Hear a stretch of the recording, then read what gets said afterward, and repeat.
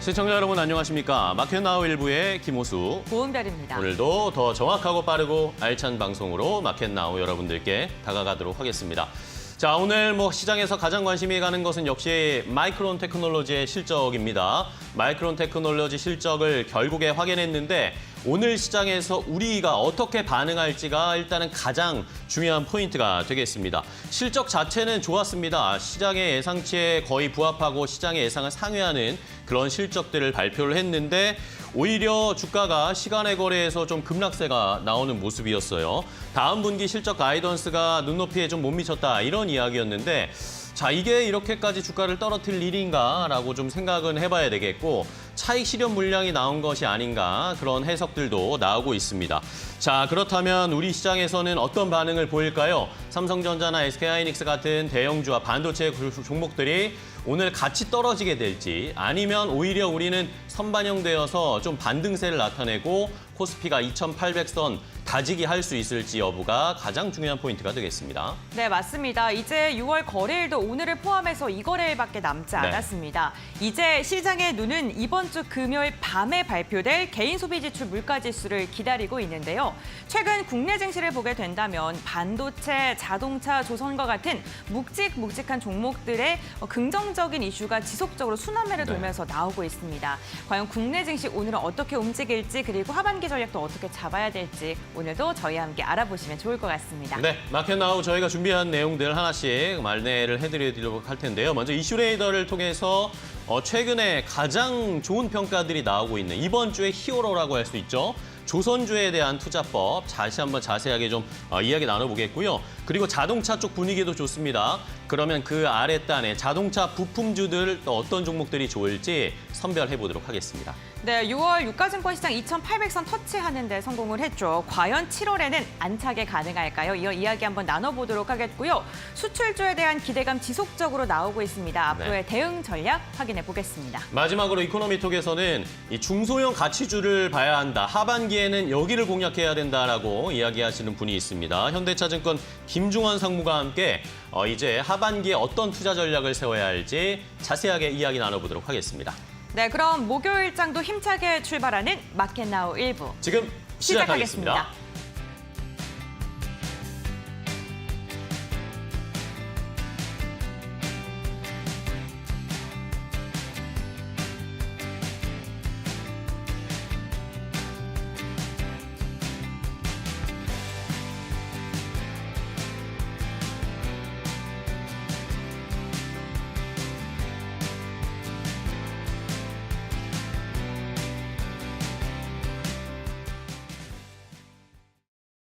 오늘 나름 빅데이라면 빅데이일 수 있겠습니다. 반도체 관련주들의 많은 소식이 있었는데요. 하나하나 바로 확인을 해보시죠.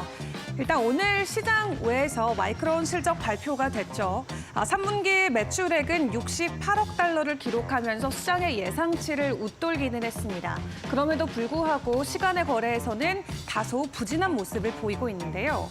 일단 3분기 매출액 같은 경우는 68억 달러로 전년 대비해서도 81% 증가분을 보이고 있고요. 영업이익은 7억 1,900만 달러로 흑자 정환에 성공한 모습입니다. 일단 실적 발표 전에도 월가에서는 긍정적인 평가가 잇따랐었습니다. 이 낙관을 근거로는 디램 가격이 계속 상승하고 있다는 점, 그리고 특히 AI 서버에 사용되는 HBM은 올해 생산분과 내년도 생산분까지 이미 매진된 상황이라고 합니다. 이러한 가격 상승기 안에서 직접적으로 큰 수혜를 받아갈 수 있는 게 바로 디램 업체 마이크론이 될 수 있기 때문에 이 월가에서는 오히려 목표 주가를 상향 조정하는 모습도 나왔는데요. 울프 리서치 같은 경우는 주가를 150달러에서 200달러 선까지 높이기도 했습니다. 마이크론도 올해 들어서 주가는 60% 넘게 급등을 해준 상황이고 지난 1년 기준으로도 100% 넘는 급등을 이어가고 있는데요. 다만 오늘 실적 발표 이후 시간의 거래에서 현재 3% 정도 가격 하락이 나오고 있다는 점은 주목을 해보셔야 될 것 같습니다. 오늘 반도체 안에서 확인해볼 이슈는 마이크론만 있진 않죠. 오늘 엔비디아 소식도 확인을 해보셔야 될 것 같습니다. 주주총회가 있었고요. 젠슨 CEO는 여전히 엔비디아 칩에 대한 자신감을 어김없이 드러내기도 했습니다. 구체적인 내용들 함께 확인을 해보시죠. 일단 이번 엔비디아 주주총회에서는 이 이사들의 후보 12명이 모두 승인이 됐고요. 그리고 임원들에 대한 보상 계획안도 최종적으로 승인이 됐습니다. 이로써 젠슨 CEO는 올해 3,400만 달러 규모의 보수를 받게 되는데 전년 대비해서도 60%가 인상된 규모고요. 일단 젠슨 CEO는 이 경쟁사의 칩이 저렴할 수는 있지만 엔비디아의 칩은 성능 그리고 운영 비용을 고려할 때 훨씬 더 경쟁적이다라고 평가했습니다. 앞서 젠슨 CEO는 이 AI 개발자 컨퍼런스에서 차세대 AI 칩인 블랙웰이 단순한 칩이 아니라 플랫폼의 이름이다라고 밝히기도 했었죠. 엔비디아가 단순히 GPU 칩 공급업체가 아니라 마이크로소프트, 애플처럼 소프트웨어를 구축할 수 있는 플랫폼 기업으로 거듭나고 있다라는 점을 밝히기도 했습니다. 또 반도체 공급 대비 수요가 넘쳐서 충분히 생산량을 확보할 수 있겠냐라는 질문에 대해서도 고객 수요에 충분히 대응할 수 있다라고 설명을 하기도 했고요. 다만 이날 주주총회가 있었지만 이 주총 내용이나 이 젠슨 CEO의 발언을 놓고 봤을 때 예상하지 못했던 내용은 없었다라는 평가가 나오면서 장 초반에 나름 상승 흐름을 이어가던 엔비디아 주가는 장중 하락세로 돌아서기도 했습니다. 그럼에도 마지막까지 상승 흐름을 이어가면서 강보합권의 마무리가 됐었고요. 오늘 마이크론과 엔비디아의 실적이 우리 엔비디아의 소식이 오늘 국내 증시에는 어떤 영향을 보여줄지 함께 확인을 해보시죠. 그리고 오늘 또 주목해볼 종목이 있습니다. 아마존이 될 텐데 시가총액 창사 이래 처음으로 2조 달러 돌파했습니다. 94년도에 창사를 했으니까 30년 만에 시가총액 2조 달러를 달성해준 건데요. 아마존 또한 AI에 대한 열풍의 수혜로 긍정적인 주가 흐름을 계속 보여주고 있는 것으로 확인이 되고 있습니다. 조용하지만 나름 강하게 올랐던 게 아마존인 것 같습니다. 올해 들어서도 주가는 25% 정도 상승을 했는데요. 일단 아마존의 시가총액이 현재는 5위권에 머물러 있지만 바로 위에 있는 알파벳과의 격차가 크지 않기 때문에 투자자들의 기대감도 계속해서 있는 것 같습니다. 아마존은 지금 전 세계 클라우드 시장의 약 40%를 차지하고 있죠. 다른 거대 기술 기업 경쟁사들의 AI 경쟁에 뛰어들고 있는데요.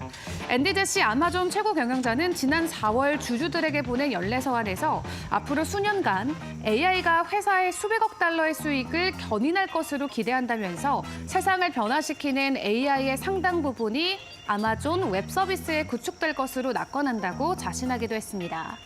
뿐만 아니라 아마존도 자체적으로 AI에 대한 투자를 확대하고 있는데요. 챗 GPT 개발사 오픈 AI의 라이벌로 평가받고 있는 AI 스타트업이죠. 엔스로픽에 40억 달러를 투자하기도 했고요. 지난해 11월에는 자체적으로 AI 칩을 개발하기도 했습니다.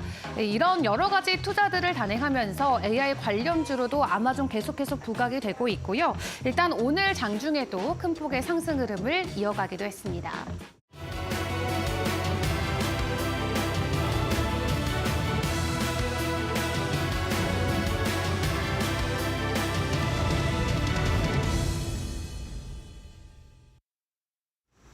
글로벌 포커스 전문가의 시각으로 이어가 보겠습니다. KB증권 프라임센터 유영화 과장 연결돼 있습니다.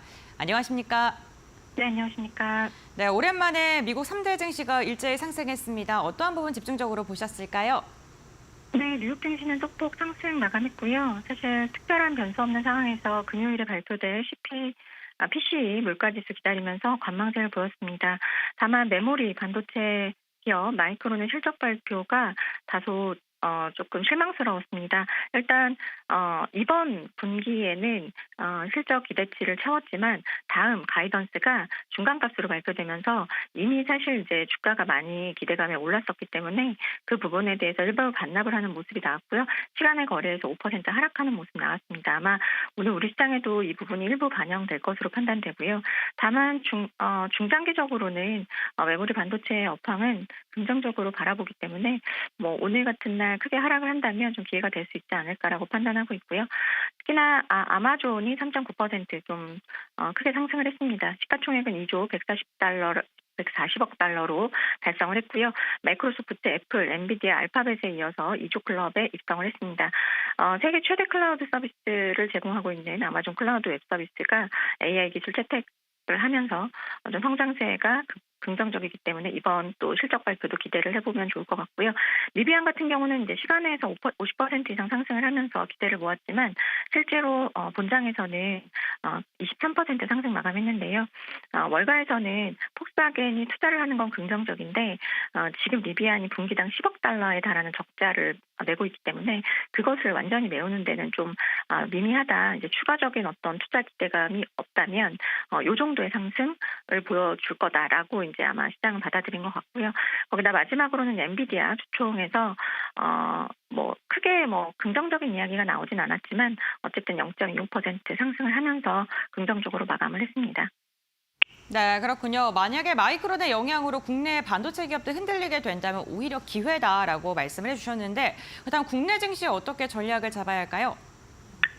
어제 이제 그 디램 현물가가 반등을 하면서 국내 이제 반도체들이 좋았고요. 최근에 이제 HBM 공급으로 디램 공급이 타이트해지고 있다라는 부분들이 디램 현물가 반등에서 저는 좀 나타났다라고 보여지는데요. 어쨌든 마이크론의 실적 발표는 긍정적이었지만 가이던스 약간 실망감에 오늘 반도체는 약간 조정을 보일 수는 있을 것 같습니다. 다만 긍정적인 어떤 그 전망치는 그대로 간다라고 보시면 여전히 수급 들어오는 쪽으로는 좀 보셔야 되지 않을까라고 생각을 하고요. 어제 같은 경우는 이제 전공정 장비 쪽하고 냉드 부품주들이 큰 폭으로 반등세 보였는데요. 어제 좀 더 주목해서 좀 상승했던 것은 테스랑 하나머티리얼즈였던 것 같아요. 하나머티리얼즈는 리포트가 전일에 발간되면서 또 더 긍정적이었습니다. 일단 2분기는 시장 예상치 부합할 것으로 예상했고 고객사의 메모리 가동률 상승으로 인해서 실적은 하반기로 긍정적일 것으로 예상했습니다. 올해 영업이익은 555억, YOY로 33% 상승한 것으로 예상됐고요. 하반기부터는 텔의 신규 낸드 장비형 부품 매출이 붙으면서 내년까지 실적 성장에 대한 기대감이 모아지고 있는 상황이라고 보시면 좋을 것 같고요. 결국 이제 2분기 실적 그리고 어떤 업황의 기대감, 화장품으로 수급이 집중됐습니다. 실리콘2가 단기 차익금 운영자금으로 사용된다라는 얘기에 일부 종목 긍정적 수급과 함께 상승했고요. 강달러가 지속되면서 미국향으로 환율 상승으로 인해서 마진 개선되는 종목들 순환매가 지속되는 모습이 보여지고 있습니다. 그리고 최근에 화장품 기업들이 여의도 기관 대상으로 NDR 돌고 있는데 상당히 긍정적인 업황을 다시 확인해주고 있는 부분들이 수급이 빠져나갔다가 다시 들어오는 모습을 보여주고 있고 용기업체나 ODM 업체 전반적으로 수급이 유입되면서 강세 보여주고 있습니다. 마지막 섹터로는 OLED 말씀드리겠는데요. 주요 포인트는 두 가지라고 보시면 될 것 같아요. LG 디스플레이 향으로 애플향, 정을 향승이 기대되는 부분들이 밸류체인 강세를 나타내고 있고요. 추가적으로는 OLED 적용의 상승으로 소재주 쪽으로 수급 유입되고 있고 개별 모멘텀으로는 아바텍 수급 유입되고 있고 P&A 테크나 덕산 네오룩스로도 수급 유입되고 있으니까요. 잘 지켜보시면 좋을 것 같습니다. 네, 알겠습니다. 오늘 말씀 여기까지 듣겠습니다. 과장님 고맙습니다. 네, 감사합니다. 네, 반도체 관련 모멘텀 여전히 좋다고 긍정적인 코멘트 달아주셨고요. 화장품과 OLED 섹터와 종목 언급해 주셨습니다. 투자 포인트 참고해 보시면 좋을 것 같습니다. 지금까지 글로벌 포커스였습니다.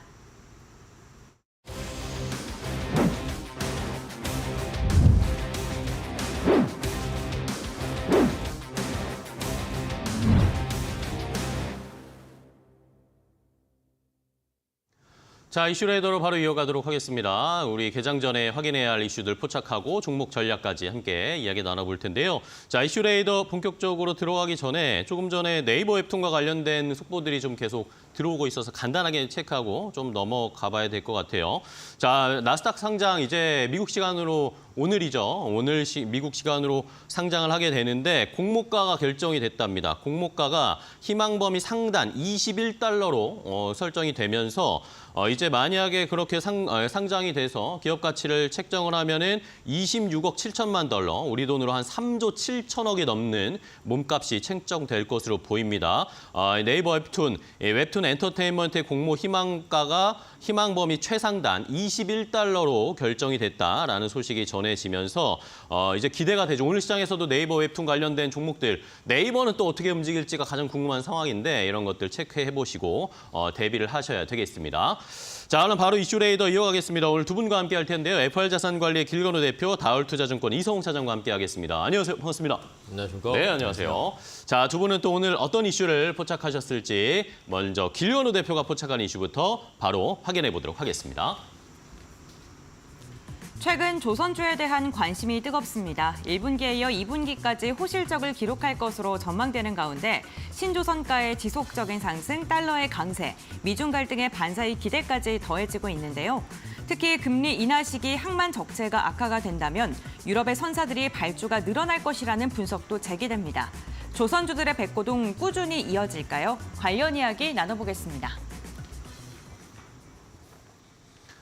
자, 첫 번째 포착한 이슈는 바로 조선주와 관련된 이슈입니다. 이번 주에 조선주 이야기가 계속 나옵니다. 길 대표님, 너무 많이 나오고 있어요. 이번 주에 조선주 좋다, 좋다, 더 간다. 그런데 주가도 반응하고 있고 이러니까 이제 정말 이 조선주의 빅사이클 온 건가라고 많은 기대들 하고 계십니다. 어떻게 생각하세요? 그러면 이번 주에 얘기 많이 했으니까 그냥 저는 종목만 얘기하고 마무리하겠습니다. 그래도 일단은 밑에 빌드업을 해야 돼요. 아, 그래요? 네. 우선 이제 조선주가 저희가 얘기를 계속 하는 거는 메인이 이거잖아요. 수주 많이 들어온다. 네.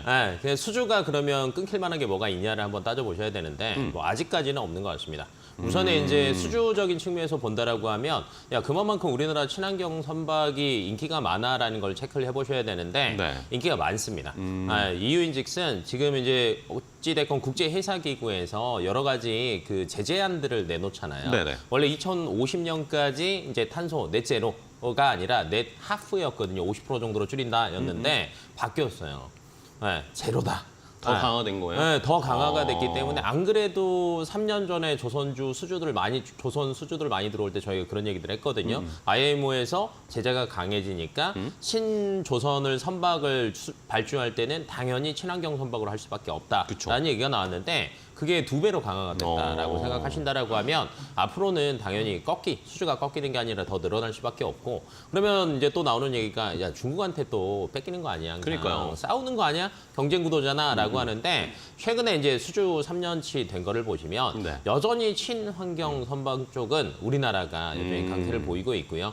그다음에 최근에 LPG선, 암모니아선 얘기들도 많이 나오잖아요. 근데 얘네들에 대한 수주도 대부분 우리나라가 지금 현재 가지고 오고 있고 여기에 플러스 알파로 미국에서 예를 들면 중국 조선 제재한다라는 얘기 계속 나오고 네네, 있죠. 그렇죠. 지금 3월 달에 무역 대표부 미국 쪽에서 중국 불공정한다. 그래서 관행 이거 조사해줘라라고 해서 지금 하고 있거든요. 근데 이게 만약에 이제 현실화가 된다 안 된다라는 건 돼봐야 되겠지만 정치적인 이슈가 있기 때문에 근데 어느 정도는 저는 조금 될 가능성은 높다라고 봅니다. 그리고 자꾸 노이즈가 나온다라고 하면 사실은 그 새로운 조선 발주를 하는 선사 입장에서는 노이즈 나오는 데다가 발주 안 났습니다. 왜냐면 재수 없으면 본인들이 당할 수 있고요. 그쵸. 지금 만약에 탄원서 내용대로 중국 조선소에 제재를 한다라고 하면 메인이 이거든요. 중국에서 건조한 선박이 우리나라 미국에 정박했다. 그럼 수수료 내라 이거예요. 근데 이제 예를 들면 이제 무역선이 제일 많이 가니까 컨테이너 하나당 $50가 수수료입니다. 그럼 예를 들면 2,000개 들고 갔다 곱하기 2,000. 10,000개 들고 왔다 곱하기 10,000개. 네. 그러면 이게 이제 이런 수치들도 나오더라고요. 만약에 이거를 수수료 $50로 가정을 했을 때 선사들의 영업이익률이 맥스 5% 정도 떨어진다.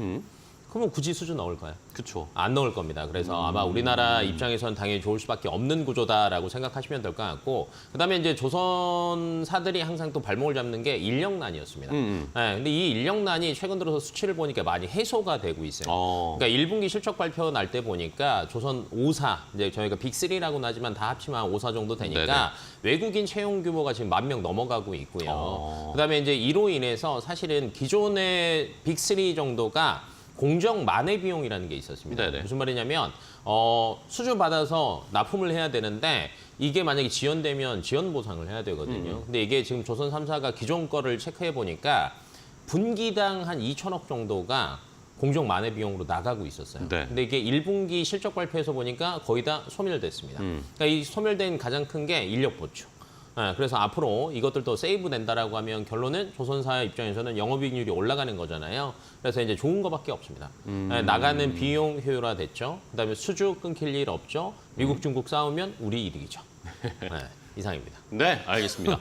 자, 뭐 좋은 이야기밖에 없습니다. 조선주에 대한 긍정적인 이야기들이 너무 많은 상황인데 그러면은 이것 반응해서 주가도 많이 움직이고 있을까요? 최근에 조선주들의 흐름 고은별 앵커가 정리했으니까 함께 확인해 보도록 하겠습니다. 네, 최근 조선사들의 긍정적인 전망 지속적으로 나오고 있습니다. 특히나 25일에는요, 조선 3사 전반적으로 좀 흐름이 더 좋았었는데요. 어제는 뭐 종목별로 차별화가 있었습니다. 대형주를 중심으로는 한 걸음 쉬어가는 분위기가 연출이 되기도 했습니다. 다만 앞으로에 대한 기대감은 여전한 상황인데요. 조선 3사 중에 가장 긍정적인 평가를 받고 있는 HD 한국조선해양은 전일 한 걸음 쉬어가긴 했습니다만 그래도 15만 원 선을 꾸준하게 유지하고 있는 모습입니다. HD 현대그룹 조선 계열사들을 모은 중간 지주사라고 생각하시면 되겠는데요. 연간 목표 수주치의 89%를 상반기가 끝나기 전에 채운 것으로 확인되고 있고요. 컨테이너선 발주까지 기대되는 기업이기도 합니다. 한화오션 같은 경우에는 전일 4% 이상의 하락으로 마감을 했습니다. 미국 필리 조선소 인수 소식 이후에 시장에 주목을 받는 듯 하다가 거래량을 보게 됐을 때 강한 거래량은 지속되고 있습니다. 다만 5거래일 연속으로 음봉을 맞으면서 계단식 하락을 하고 있는 것으로 확인되고 있는데요. 하지만 최근 미국에 대한 진출에 대한 기대감은 지속적으로 나오고 있는 상황입니다. 삼성중공업 사실 3사 중에 가장 부진했던 움직임을 보였던 기업인데요. 1%가량 상승하고 있고요. 5일 차트를 보게 되더라도 꾸준한 우상향 곡선을 그리고 있다는 게 특징적입니다. 삼성중공업 같은 경우에는 러시아로부터 수주를 성공했던 그 계약이 취소가 됐다라는 소식이 전해지면서 좀 주춤하는 모습이 나타났었는데 최근 기관의 매수세가 다시 들어오면서 반등을 시도하고 있습니다. SX 엔진 같은 경우 0.8%가량 하락했는데요. 25일 52주 신고가 돌파 후에 한 걸음 좀 쉬어가는 움직임이고요. 세진중공업 어제 강했습니다. 10,000원 선 돌파하는 데 성공하면서 7% 이상의 오름세가 나타났는데요. 역시나 3거래일 연속 장대 양봉이 지금 포착이 되고 있습니다. 이렇게 보게 된다면 지금 종목별로 다소 좀 차별화가 이루어지고 있는 것으로 보이는데 추세적으로는 최근 추세는 지속적으로 긍정적입니다. 그렇다면 조선 관련 기업들 가운데 우리는 어떠한 종목 눈여겨봐야 될까요? 지금부터 알아보시죠. 네, 자 조선주들의 흐름 일단은 뭐 조금 쉬어가는 종목들도 있고 여전히 상승 탄력 좋은 종목들도 있습니다. 자 이제 조선주들을 잘 골라봐야 될 것 같아요. 네. 대형주들을 좀 골라야 될지 아니면 네. 그 밑에 단에 중소형이나 부품 엔진 관련 종목을 봐야 될지 어떤 거 봐야 됩니까? 이게 그 섹터 자체가 조금 살아날 때는요. 그 안에서 순환매가 돕니다. 그쵸. 초반에는 대형주들이 조금 돌고 조금 올라갔다 싶으면 잠깐 쉴 때 기자재 가거든요. 그러니까 이게 전형적인 수주가 꽉 차 있을 때 나오는 패턴이라고 보시면 될 것 같고 최근에 기자재가 조금 올라왔어요. 네. 근데 저는 그래도 현재 기자재보다는 그래도 아직은 대형주가 조금 더 낫지 않을까라고 보고 있고 왜냐하면 그렇게 추세적으로 뭐 최근 들어서 회복은 했지만 그냥 긴 상승 추세는 아직은 아니거든요. 근데 저는 이제 긴 상승 추세에 베팅을 한다라는 관점이어서 대형주가 조금 나을 것 같고 그럼 대형주 중에서 뭐가 나을까? 그러니까 뭐가 좋을까요? 네, HD 조선해양도 얘기를 하셨는데 수주는 사실은 저는 다 좋다고 생각합니다. 네. 그러니까 수주가 사실은 지금 목표 달성 못하는 저는 조선사는 없을 거라고 보거든요. 올해는 다 되는데 플러스 알파를 가지고 있는 플러스 조선사가 뭐 있을까? 알파의 어떤 포인트 봐야 될까요? 그렇죠. 저는 하나오션입니다. 하나오션. 네, 왜냐면 최근 들어서 우리나라가 뭐 현대중공업도 기존의 HD 현대중공업도 보면은 하나오션이랑 항상 특수선 쪽도 잘 싸우거든요. 근데 저는 요즘에 이슈들을 보면 특수선 쪽이 괜찮을 것 같아요. 예를 들면 저희가 이제 군함, 잠수함 이런 것들 얘기하는데 사실 이제 그 특수선 쪽에서 가장 많은 돈을 지출을 하는 거는 미국이고요. 그쵸. 근데 최근에 이제 미국 쪽에서 그 신군함 에 대한 것들도 조금 있지만 기존 거 수리에 대한 것들이 제가 볼 때는 니즈가 굉장히 많다라고 알고 있습니다. 근데 이게 하나오션이 필리조선소 인수했잖아요. 네네. 그러니까 이 조선소의 위치가 기가 막힙니다. 네, 해운기지 바로 옆에 붙어 있거든요. 네. 네, 그러니까 이게 뭐 가깝고 수리하기 좋고. 그러니까 저도 이제 옛날에 뭐 군대 있을 때 생각해 보면 뭐 고칠 때 옆에 있는 데가 아직 먼데 안 그렇죠. 갑니다. 가까운 데 가죠. 그래서 옆에다 다 붙여놓거든요. 그래서 아마 이쪽에 대한 그 미국의 첫 진출을 했고 아직까지 수주 소식은 없지만 저는 수리 관련된 것들은 올해 하반기가 되면은 굉장히 많이 확대가 될 것 같아요. 그러면 기존에 없던 매출이 플러스 알파 되는 거기 때문에 성장성적인 측면에서 본다라고 하면 저는 한화오션이 단연 탑이라고 생각을 하고 있어서 네네. 뭐 기존의 일반 조선 수준은 뭐 플러스 알파가 아니라 기존에 있던 거니까 예, 특수선으로 저는 성장성을 조금 더 훨씬 높일 수 있지 않을까라고 보고 있어서 한화오션 좋게 보고 있습니다. 네, 좋습니다. 필리조선서 인수하면서 미국 쪽에서의 군함이나 뭐 네. 미국 쪽에서 MRO, 이걸 MRO 맞아요. 사업이라고 하더라고요. 네. 이것에 따른 추가적인 뭔가 사업 확장, 실적 반영되는 이런 이야기도 있는 상황이고, 뭐 폴란드 쪽에서도 잠수함 수주한다 뭐 이런 이야기들도 나오고 있고. 맞아요. 폴란드 얘기도 있고 지금 이제 호주 쪽 얘기들도 있고 사실은 지금 캐나다, 호주 뭐 이런 쪽에 보면 대부분 지금 잠수함 수주전들이 굉장히 많이 싸우고 네. 있거든요. 근데 그러면 기존의 현대냐 아니면 하나냐 하나오션이냐. 이건데 사실은 여기 둘이서 또 싸우고 있잖아요. 네. 야 기술 유출했다 안 했다 뭐 이런 네. 얘기들 나오면서 사실 근데 이거 점수가 굉장히 높습니다. 어... 네, 왜냐하면 지금 기존의 수주를 받을 때 보면 그 항상 싸우는 각축전에서 0점 몇 점 차이로 이기냐 그쵸. 지냐인데 네. 지금 기술 유출 그 이슈 때문에 지금 HD가 제가 알기로는 한 1.5점인가가 지금 아예 페널티 깎였어요? 받고 시작하거든요. 어. 그러면 어찌됐건 뭐 잠수함 같은 경우는 항상 수주 이슈가 나오는 게 좀 시간은 걸리긴 하지만 아마 이쪽에서 하나오션이 제가 볼 때는 내년까지 굉장히 많이 밀어붙이긴 할 것 같아요. 그러면 수주 이슈 굉장히 많이 나올 겁니다. 네. 그래서 아마 올해 포인트는 조선 중에서도 특수선 쪽이 조금 성패를 가르지 않을까라고 보고 있어서 네, 좋게 보고 있습니다. 네, 알겠습니다. 자, 어쨌든 뭐 MRO 사업이든 특수선 쪽에 조금 더 드라이브를 하나오션이 특히 좀 거는 것 같아요. 이러다 보니까 방산주로도 최근에 좀 하나오션이 엮이고 이런 이야기들, 모멘텀이 어쨌든 추가가 됐습니다. 조선주 중에 탑픽으로 하나오션 주셨고요. 자, 그렇다면은 뭐 이성우 차장님은 이 조선 쪽에 어떤 종목 보세요? 저는 이제 조선 기자재 쪽으로 한번 좀 봐야 되지 기자재 않나. 본다. 어제도 주가가 지금 7% 이상 상승했거든요. 이 조선주들이 쉬어가는 과정에서도 이 기자재, 뭐 기업들 같은 경우는 뭐 후발주자라기보다도 어떤 뒤늦게 좀 다시 상승세를 좀 받고 있는 네. 그런 상황인데, 그래서 그 안에서 이제 세진중공업을 좀 관심 있게 좀 그러니까요. 보고 있고요. 세진중공업 잘 가요. 어제도 이제 신고가를 네. 좀 기록했거든요. 뭐 그런 점에서 봤을 때는 이 세진중공업의 이 데크하우스나 또 이제 이 특히 이제 LNG나 LPG 쪽에서의 이 탱크 쪽에서의 희소성이라기보다도 새롭게 진출하면서 이제 마진이 많이 남는 구조거든요. 그러니까 벌크선이나 이쪽 같은 경우에 마진이 많이 안 남는 구조에서 이 친환경선 쪽에서의 이 탱크에 대한 어떤 비중이 좀 높아지면서 이 마진에 대한 기대감이 많이 높은 상황이고요. 그리고 이제 이 데크하우스 같은 경우에 선실이라고 좀 볼 수 있겠는데, 그 조선의 종류에 따라서 뭐 4층도 될 수 있고 9층도 될 수 있고 뭐 이런 탱크에 대한 탱크뿐만 아니라 이 데크하우스도 용적에 따라서 마진에 대한 부분이 나눠지고 있는 그런 상황이라고 좀 볼 수 있어서 이 세진중공업이 어떤 조선 완성품을 만드는 또 엔진 쪽의 뭐 부품이 아니라 어떤 그 수주 쪽에서로 봤을 때도 이 상품에 대한 희소성이 좀 분명히 있다라고 좀 생각이 네. 되고 있고요. 그리고 그 전에 이제 세진중공업이 주로 이제 납품했던 데가 이제 HD 그룹이라 볼 수 있거든요. 근데 이제 최근에는 삼성중공업, 앞서서 말씀하셨던 하나오션 이 기업들과도 지금 이 수주 얘기 또 이제 계속해서 어떤 협의에 대한 얘기 나와주고 있는 상황이기 때문에 이 세진중공업이 이 고객사가 다양화되는 그런 점을 봤을 때도 우리나라 뭐 조선의 수주가 넘쳐날수록 당연히 어떤 수주에 대한 그 매출액은 네.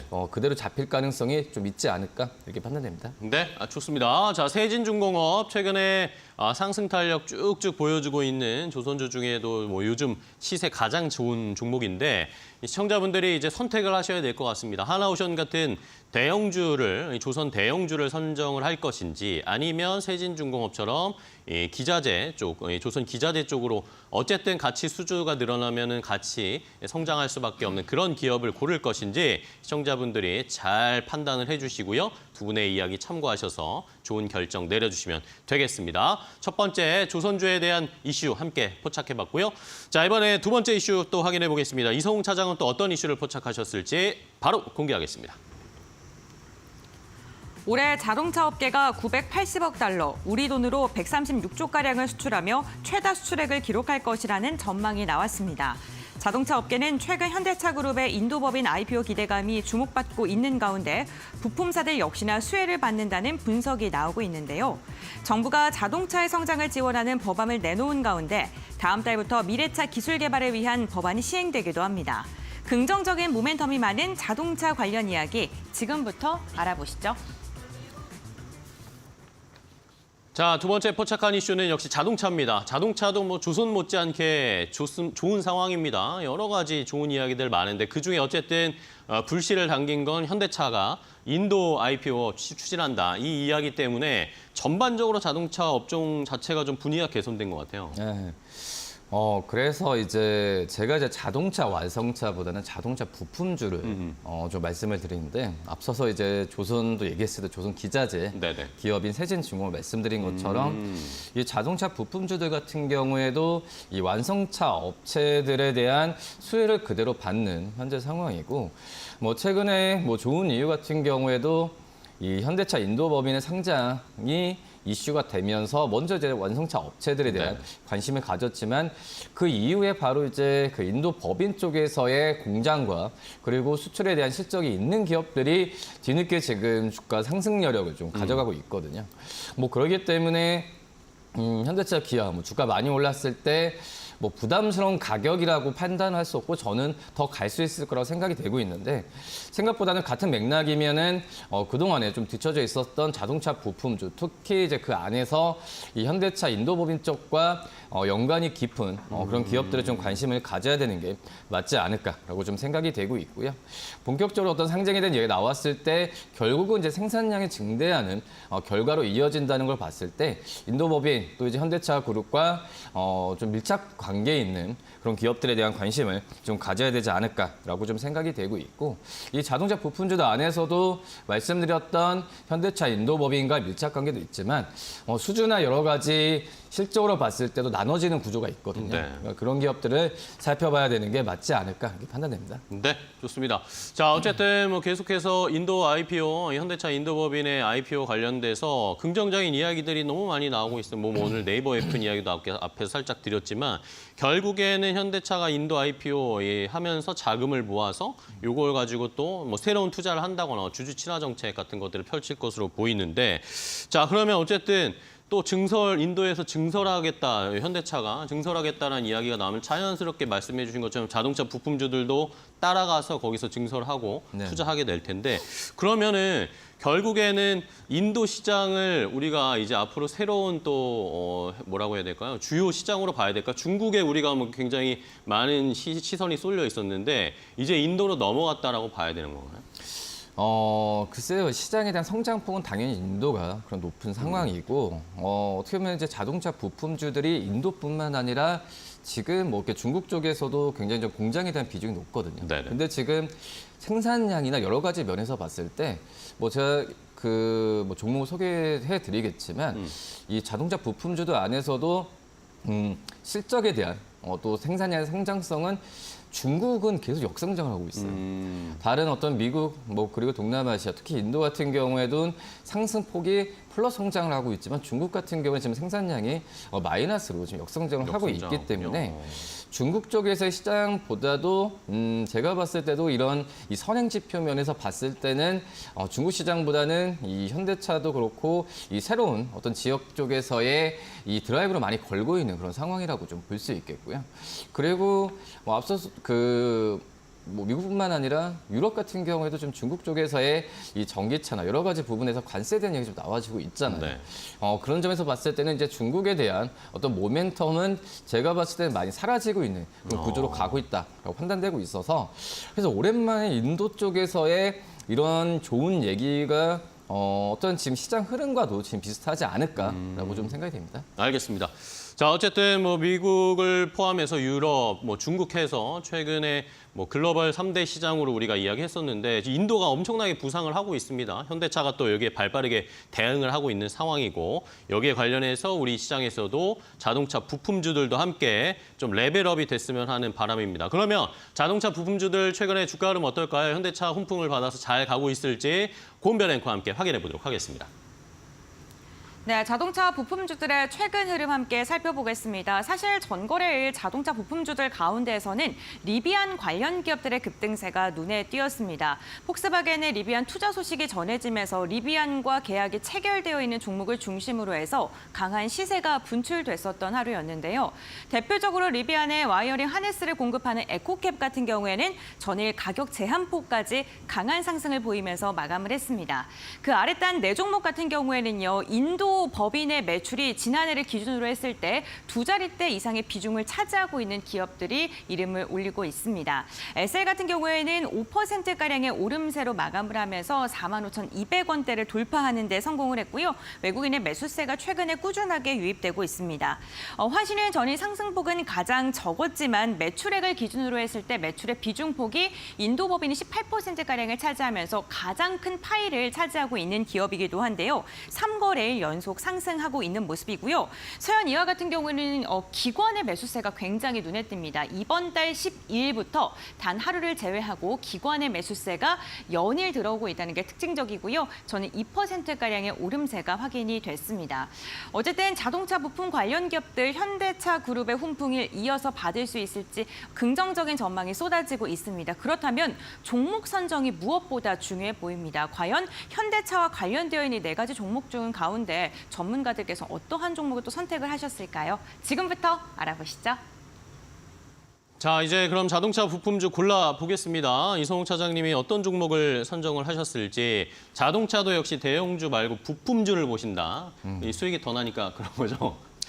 뭐 그런 부분도 있겠고, 어떻게 보면은 좀 이 변동폭이 더 많이 나올 가능성이 있다고 판단되고 있어요. 그래서 저가 뭐 매수나 이런 것보다도 지금 현재는 유동성이나 여러 가지 면에서 봤을 때 완성차보다는 이 트레이딩 부품주. 쪽에서 이제 자동차 부품주들이 좀 탄력이 더 있는 그런 네, 상황은 그렇죠. 맞다라고 생각이 되고 있고, 근데 이제 자동차 부품주 안에서도 종목 선별이 굉장히 좀 중요하다라고 판단되고 있고요. 이 앞서서 말씀하셨던 종목들, 그러니까 현대차의 인도법인과 밀접한 관계에 뭐 있는 그런 기업들을 우선적으로, 그리고 이제 이 폭스바겐의 리비안 어떤 투자에 대한 보다도 지금은 이 현대차 인도법인 쪽에서의 비중이 높은 기업들에 대한 관심을 1차적으로 가져야 되는데, 저는 그래서 첫 번째 종목자 화신을 화신. 말씀을 드리고요. 화신은 이 자동차 쪽에서의 이제 프레임과 샤시를 만드는 기업인데, 거의 이제 뭐 현대차가 큰 고객이죠. 그쵸. 가장 큰 고객이고 90% 이상 현대차 그룹 쪽에서 매출이 나오는 상황이고, 재밌어요. 또 현대차가 이 글로벌 쪽으로 공장을 지었을 때 그냥 네. 따라가서 옆으로서 공장 짓거든요. 네.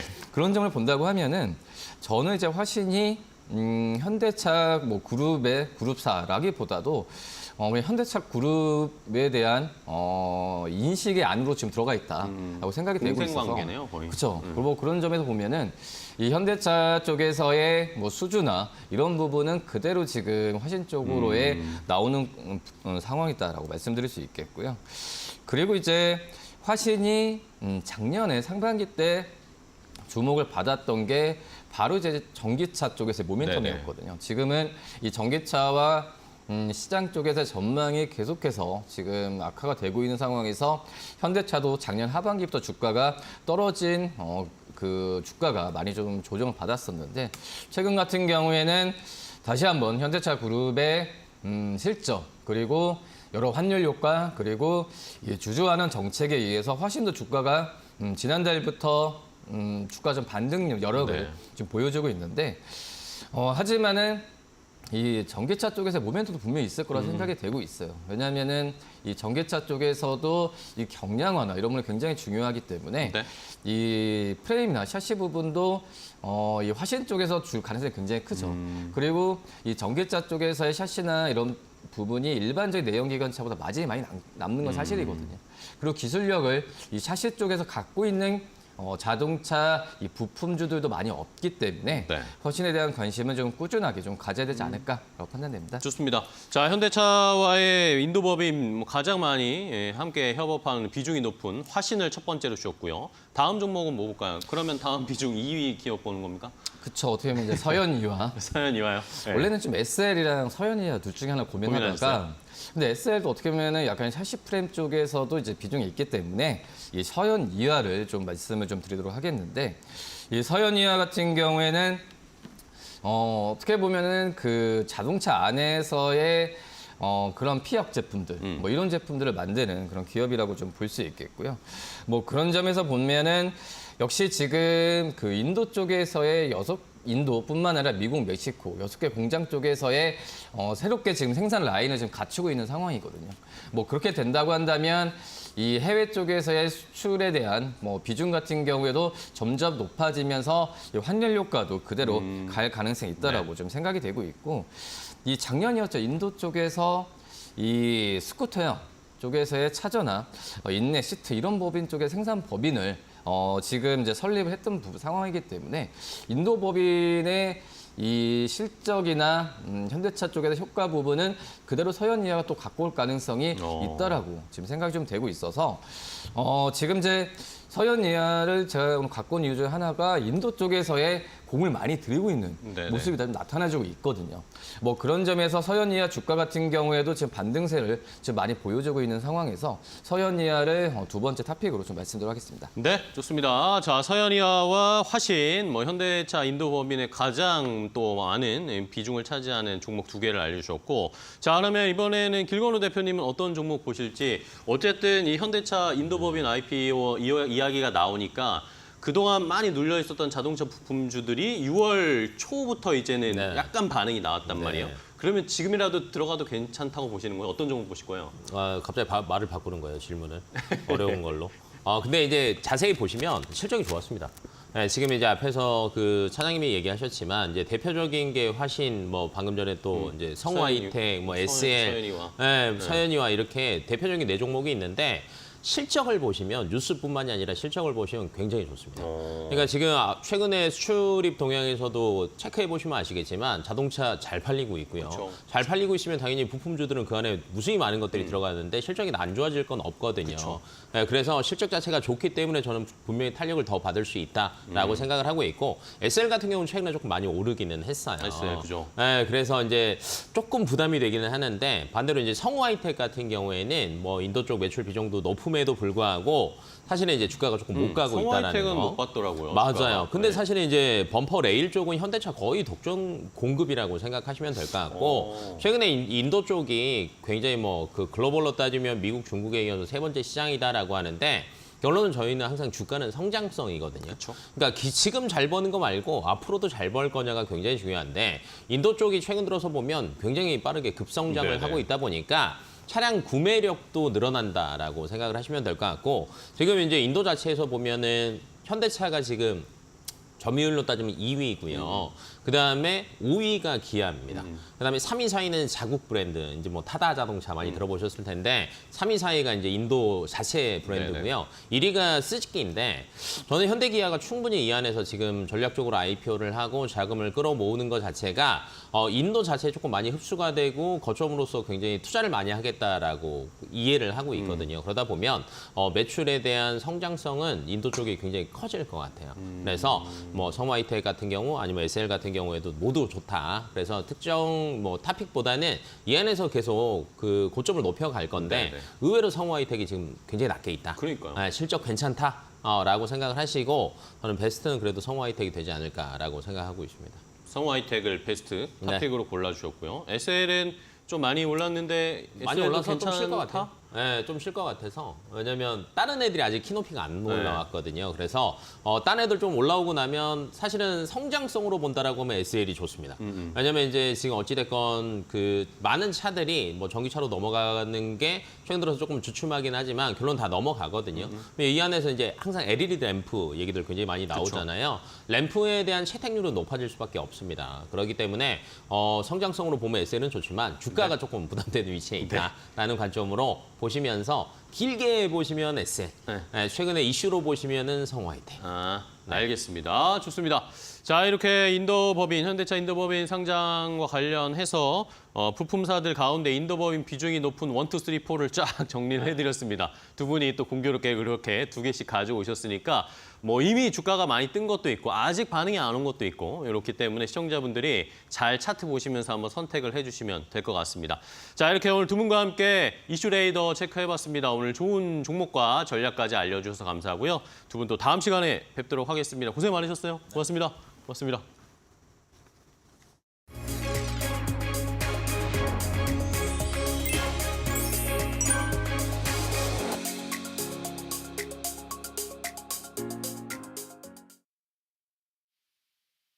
예, 반갑습니다. 원탑 송민석입니다. 이번 한 주 이슈적으로 체크해야 될 부분은 미국의 전현직 대통령의 제대기로 치러지는 11월 미국 대선에 영향을 미칠 첫 TV토론입니다. 한국 시간으로는 28일 오전 10시에 시작되고 아무래도 결과에 글로벌 증시에 영향을 줄 것이고 그렇다면 국내 증시 또한 영향을 받기 때문입니다. 현재는 박빙을 예상하고 있고 한편으로는 대선 수혜주 찾기에 열기를 올리고 있습니다. 11월 미국 대선 이후에 산업별로 주가가 유동칠 것으로 전망되기 때문인데 이러한 이유는 바이든 대통령과 트럼프 전 대통령의 산업이나 경제정책 구상이 크게 달라서입니다. 그래서 이번 TV토론을 따라서 올해 대선 결과 시나리오에 따른 수혜주 찾기도 체크해야 됩니다. 바이든 대통령이 재선에 성공한다면 천정에너지가 좀 강조되면서 상승 랠리를 보였던 전기차나 충전 인프라, 특히 배터리 업체들의 수혜를 예상해 볼 수 있고 그리고 중국의 덤핑 수출로 고전한 태양광 업체 주가도 상승 효과가 나타날 수 있습니다. 특히 대마초 관련주는 바이든 수혜주로 뽑히고 있는데 대마초를 저위험 약물로 재분류하는 방안을 검토하고 있습니다. 그렇다면 국내 증시에는 우리바이오 등 관련주 흐름을 체크하시면서 그런 흐름 보시면 되겠는데 차트 흐름상으로도 최근 바닥권을 좀 다지고 정배열화하는 과정으로 관심 있게 보시면 되겠고요. 반면 트럼프 전 대통령이 당선이 된다면 전통 에너지 관련주죠. 석유나 천연가스 등 수혜주를 전망해 볼 수 있겠습니다. 그리고 특히 이제 가상화폐 관련주도 마찬가지인데 트럼프 전 대통령의 유세에서 암호화폐 규제 환경을 개선하겠다고 강조했기 때문입니다. 다만 중국 매출 비중이 높은 업체들은 압박을 받을 수 있는데 최근 이제 반도체 제조 업체나 자동차 등 하방 압력이 커질 수 있는 점도 체크하셔야 됩니다. 전일 국내 증시는 외국인들의 중심 매수세가 유입되면서 코스피 지수가 이걸 연속 상승하였고 엔비디아의 급반등 속에 SK하이닉스나 삼성전자 등 반도체 관련들이 강세를 보였습니다. 하지만 패드 위원회 매파적인 발언 속에서 원달러 환율이 1,390원을 돌파하기도 하면서 상승폭은 좀 제한되는 모습을 보였어요. 하지만 이제 최근 시장의 지수적 흐름과 테마적인 부분으로 이렇게 보셔야 되는데 특히 이번 한 주는 변동성이 강하게 보이고 있습니다. 대부분 특징 종목들의 흐름들이 급등 후에 윗꼬리가 많이 달리고 특정 테마군이 종목별로 이 크게 반응하고 있기 때문에 종목 선정이 매우 중요한 시점이라고 볼 수 있겠고요. 하지만 대장주의 흐름 또한 그날의 흐름에 따라서 바뀌는 모습이 많이 보이고 있는데 이런 상대적으로 까다로운 시장이라고 볼 수 있겠습니다. 이러한 시장에서는 급하게 들어가시거나 충동적인 매매는 좀 자제하시는 게 좋고 기존 보유 종목들의 흐름도 체크하시면서 다음 테마성 주도적으로 나올 때까지 좀 순환매를 체크해 보실 필요도 있습니다. 매매는 아무래도 이렇게 중장기적인 관점과 단기적인 관점으로 볼 수 있는데 특히 이제 단기적인 트레이딩은 본인들의 기준을 명확하게 하면서 많은 경험과 훈련이 필요한 부분이 있기 때문에 너무 급한 마음보다는 이렇게 관망하는 매매도 하나의 좋은 방법이라고 볼 수 있습니다. 그리고 이제 금일 아마존 K뷰티 컴플러스가 개최하는데 화장품 관련들을 좀 주시하시면 되겠습니다. 올해 2분기에도 좋고요. 또 국내뿐 아니라 수출도 좋기 때문에 코로나 이후에 K뷰티에 관심이 높아지고 있습니다. 또 미국이나 일본 등 인기가 상당히 높기 때문에 관심 있게 보시면 되고 최근 관련주들이 확장되면서 상당히 많이 있는데 최근 상승한 콜마 B&H나 콜바 홀딩스 등 관심 있게 보시면 되겠습니다. 그럼 오늘의 공략주는 그리드 위주입니다. 세계에서 처음으로 이 LNG와 LPG 모두 연료를 쓸 수 있는 대형 복합 발전소가 나오고 있고요. 특히 SK가스가 1조 4천억을 투자하였고 동사의 2대 주주입니다. 그 중요한 가격 전략은 시가부터 좀 분할 매수 관점으로 보시면 되겠고요. 목표가는 6만 원, 손절가는 4만 원입니다. 지금까지 원탑 송민석이었습니다.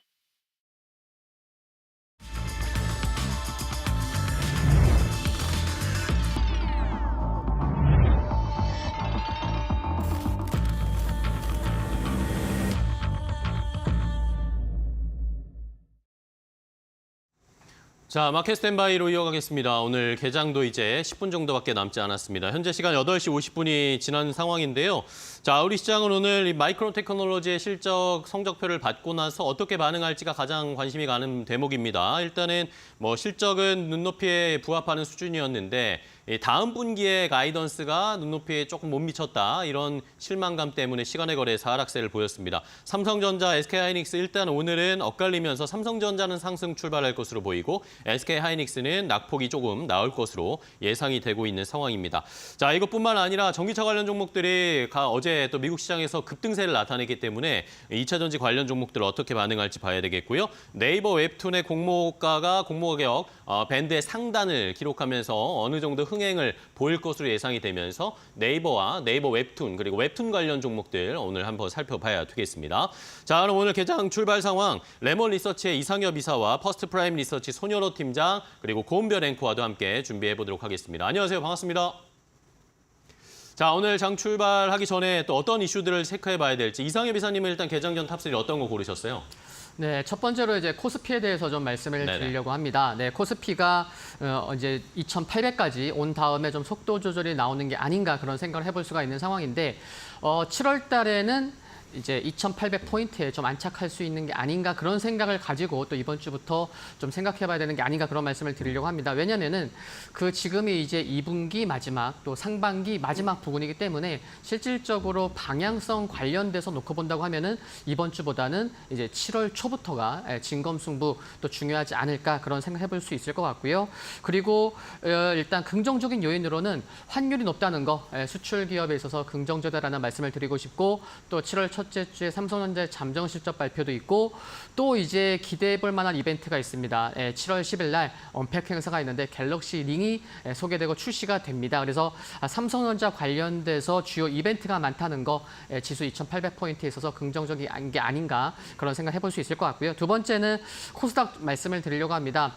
코스닥이 상대적으로 코스피 대비해서 수급이 약한 상황인데 참 하루하루 다르게 좀 뭔가 이렇게 새롭게 볼 수 있는 것 같은데 어제 같은 경우에는 코스닥에서 시가총액 1위에서부터 10위까지의 10개 종목이 모두 다 하락했었다는 거 참 눈여겨볼 만한 부분인 것 같습니다. 워낙 수급이 안 좋기 때문에 이런 모습까지 나타나는 것 같은데 올해 들어서 어제까지의 코스닥 기관 누적 순매도를 살펴보면 4조 1,000억이 넘는데 여러 기관들이 있죠. 그중에서 4조 1,000억 중에 2조 넘게 매도하고 있는 쪽이 사모펀드입니다. 그래서 사모 쪽에서 그 이제 고액자산가들의 펀드 환매가 계속해서 올해 들어서 정말 많이 이루어지고 있다.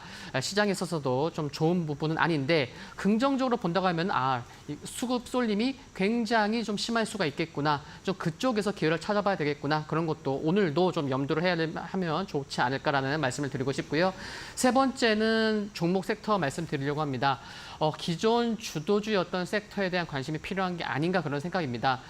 두 개 섹터 말씀드리면 화장품과 음식료인데 화장품 어제도 일부 종목군들 좋은 모습 보였는데 여전히 저평가된 종목군들이 많습니다. 2년 후에 실적을 앞당겨서 펄을 측정할 필요도 없이 올해 실적 전망을 가지고도 한 10배 수준밖에 안 되는 기업들 여전히 있다는 거. 그래서 코스맥스, 네오팜, VT 등 관심 필요한 것 같고요. 음식료도 음식료 업종의 섹터 지수를 살펴보면 최근에 가격 기간 조정 나오고 있는데 21선 부근까지 하락했거든요. 그래서 21선 부근에서 주요 종목군들을 중심으로 해서 반등이 좀 강하게 나오는지 여부도 좀 관심이 필요하다는 말씀 드리고 싶습니다.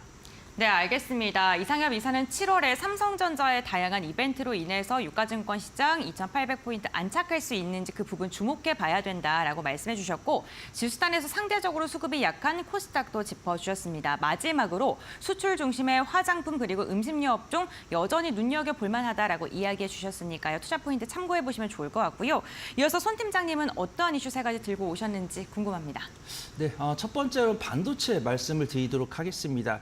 일단 어제 삼성전자 그 파운드리 공정 관련 뉴스는 안전하게 잘 이겨냈다라고 판단되고 있고요. 마이크론의 실적 발표에 우리나라 반도체 기업들이 영향을 받는 것 같습니다. 근데 다행히도 제가 헤드라인 쪽에 HBM을 보자라고 말씀을 드린 게 아니고 낸드 플래시, 우리가 알고 있는 레가시 정통 반도체 관련 종목을 보자라고 말씀드렸죠. 그래서 실적이 강하게 퍼포먼스를 보여준 종목들은 실적에 대한 확인이나 실적에 대한 실망감이 나왔을 때는 하방에 대한 변동성이 커질 수 있습니다. 하지만 우리가 본다고 한다면 컴퓨터를 바꿀 때 우리가 AI GPU뿐만 아니라 낸드 플래시나 DDR5 램 등 정통 플래시를 바꾸고 있다는 사실을 알고 있고, 물론 이 GPU 가격 상승이 물론 DDR5나 낸드 플래시보다 가격 상승폭보다 크지만 확실히 그런 가격 인상이나 실적 상승에 비해서 아직 못 올라왔다는 뷰가 있습니다. 그래서 안정적인 측면에서는 삼성전자랑 관련 종목들이 괜찮다라고 판단되고 있고요. 어제 뭐 테스나, 원익, IPS 등 정통 낸드 플래시 관련 종목들을 외국인과 기관이 강한 순매수가 들어왔으니까 이 부분을 참고를 해봐야 될 것 같습니다. 두 번째로 전력 설비나 전선, 음식료, 화장품 이런 쪽의 공통점은 안정적인 실적이 나오는 가운데 박스권 움직임을 보여주면서 바닥권 하단부에서는 외국인과 기관이 강한 순매수가 들어온다는 점입니다. 어제 같은 경우는 전선이랑 전력 설비가 강했어요. 아무래도 트럼프 전 대통령과 바이든 대통령의 토론에 대해서 그 내용에서 뭐 조선도 이야기할 거고 뭐 바이오도 이야기를 할 수 있겠지만 아무래도 많은 분들께서 인프라 관련 이야기를 하실 거다라고 판단됩니다. 그래서 실적은 아마 계속 단일 공급 계약이 나오니까 실적은 잘 나올 거예요. 그중에서도 저평가 매도를 갖고 있고 외국인과 기관의 수급이 들어온 종목들을 유심히 보셔야 되는데 저는 LS 일렉트릭이랑 대원전선이 안전해 보인다 그렇게 좀 보고 있습니다.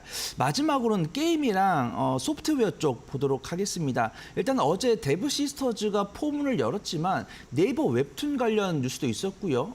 게임 관련 종목들의 신작에 대한 기대감도 있었습니다. 그래서 어제 데브 시스터즈가 강한 순매수 들어왔고 크래프톤, 펄어비스 이런 종목들 강세를 보여주고 있는데 나는 수익 관점으로 안전한 종목이 괜찮다라고 하신 분은 데브 시스터즈나 크래프톤, 펄어비스 등을 보시면 좋을 것 같고요. 저는 단기적인 변동성을 겸비한 종목을 좋아합니다라고 하시면은 네이버 웹툰 관련 종목인 미스터 블루나 DNC 미디어 등을 유심히 지켜보시면 좋을 것 같다. 그렇게 좀 말씀을 드리도록 하겠습니다. 네, 알겠습니다. 자, 시장의 분위기 오늘 출발 상황을 이제 살펴봐야 되는데 어쨌든 시장이 어느 정도 조정받고 반도체 관련된 종목들이 반등할 것으로 예상했는데 이 원달러 환율도 계속 좀 부담인 상황입니다. 간밤에 또 미국 달러의 가치가 또 올라가면서 달러 인덱스가 106선을 상향 돌파하는 모습도 보여줬기 때문에 오늘 환율의 움직임도 좀 체크를 해보셔야 되겠습니다. 자, 일단은 양시장 분위기 그닥 좋지는 않습니다. 동시효과 상황 어떤지 곤별 앵커와 더 자세하게 확인해 보도록 하겠습니다. 6월 27일 목요일 국내 예상 체결 지수 함께 살펴보겠습니다. 간밤 뉴욕 3대 지수가 일제히 상승 마감했지만 오늘 국내 증시는 하락으로 출발될 것으로 보입니다. 상대적으로 최근에 유가증권 시장이 코스닥보다 그래도 견조한 움직임 나타났는데 오늘 같은 경우는 동시호가 상황 속에서 코스피가 더 깊게 눌리는 모습이 나타나고 있고요. 대형주 위주의 하락세가 지금 포착이 될 것으로 보입니다. 유가증권 시장 2,773점 좀 지지해 주면서 출발될 것으로 보이는데 낙폭이 다소 깊고요. 코스닥 같은 경우에는 840선 그 위에서 살짝 웃돌면서 약보합권으로 출발될 것으로 보입니다. 역시나 원달러 환율 부분이 좀 부담일까요? 엔화 같은 경우에 달러 엔이 160엔을 돌파하면서 오늘 우리 시장에도 좀 부담으로 작용될 것으로 보이는데요. 시가총액 상위 종목들의 예상 출발 상황 보면서 조금 자세히 알아보겠습니다. 먼저 1위부터 5위권 일제히 하락 출발 예상됩니다. 특히나 SK 하이닉스가 3%에 가까운 갭을 내리면서 출발할 것으로 보이는데 23만 원 선 좀 위태로울 것으로 보이고요. 삼성전자 같은 경우에도 0.6% 하락 출발이 예상됩니다. 어제 SK 하이닉스가 마이크론 실적에 대한 기대감 속에 5% 이상의 강세를 보였는데 오늘 실망 매물이 출회가 되는 것으로 보이고요. 현대차 같은 경우에도 0.8%가량의 하락 출발 예상되고 있습니다. 6위부터 10위권의 흐름도 함께 확인해 보시죠. 6위부터 10위권 지금 포스코 홀딩스를 제외하고는 9개의 종목이 상승 출발하지 않습니다. 일제 좀 하락으로 출발될 것으로 보이는데 셀트리온 같은 경우는 0.5%, KB금융도 0.8%가량의 하락 출발이 지금 예상되고 있는 상황입니다. 전반적으로 좋지 않은 출발 상황 지금 집계가 되고 있고요. 다음으로는 11위부터 15위권까지 함께 확인해 보도록 하겠습니다. 오늘 네이버가 좀 중요한 부분이요. 11위입니다. 시가총액이 11위권인데 과연 네이버 웹툰의 훈풍을 받으면서 10위권으로 올라설 수 있을지 그 부분을 좀 주목을 해보시면 좋을 것 같습니다. 네, 코스닥 같은 경우에 혼조세를 보입니다. 2차 전지의 강세가 좀 특징적인데요. 에코프로 그룹 주도 1% 이상 상승할 것으로 보이고 엔캠도 2%가량의 상승 출발 예상됩니다. 리비안에 대한 훈풍이 국내 증시까지 이어지고 있습니다. 그럼 국내 증시 출발합니다.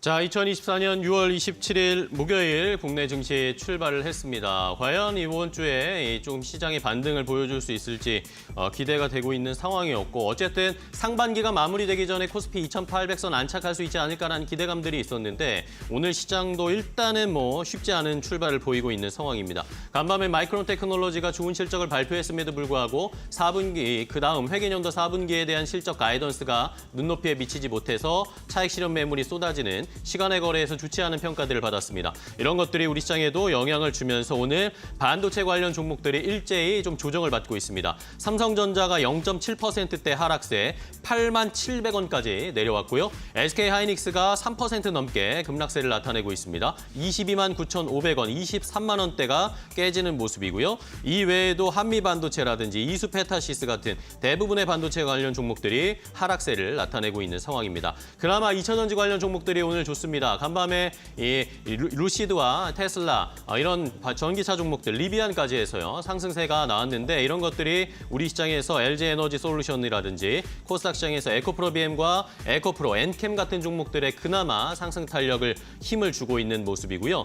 이러면서 반도체와 2차전지가 엇갈리는 상황. 하지만 전반적으로 이런 하락을 막을 수는 없는 상황입니다. 코스피가 1% 가까이 하락하면서 2,760선까지 내려왔고요. 코스닥 시장은 약보합권 수준의 일단은 흐름을 보이고 있습니다.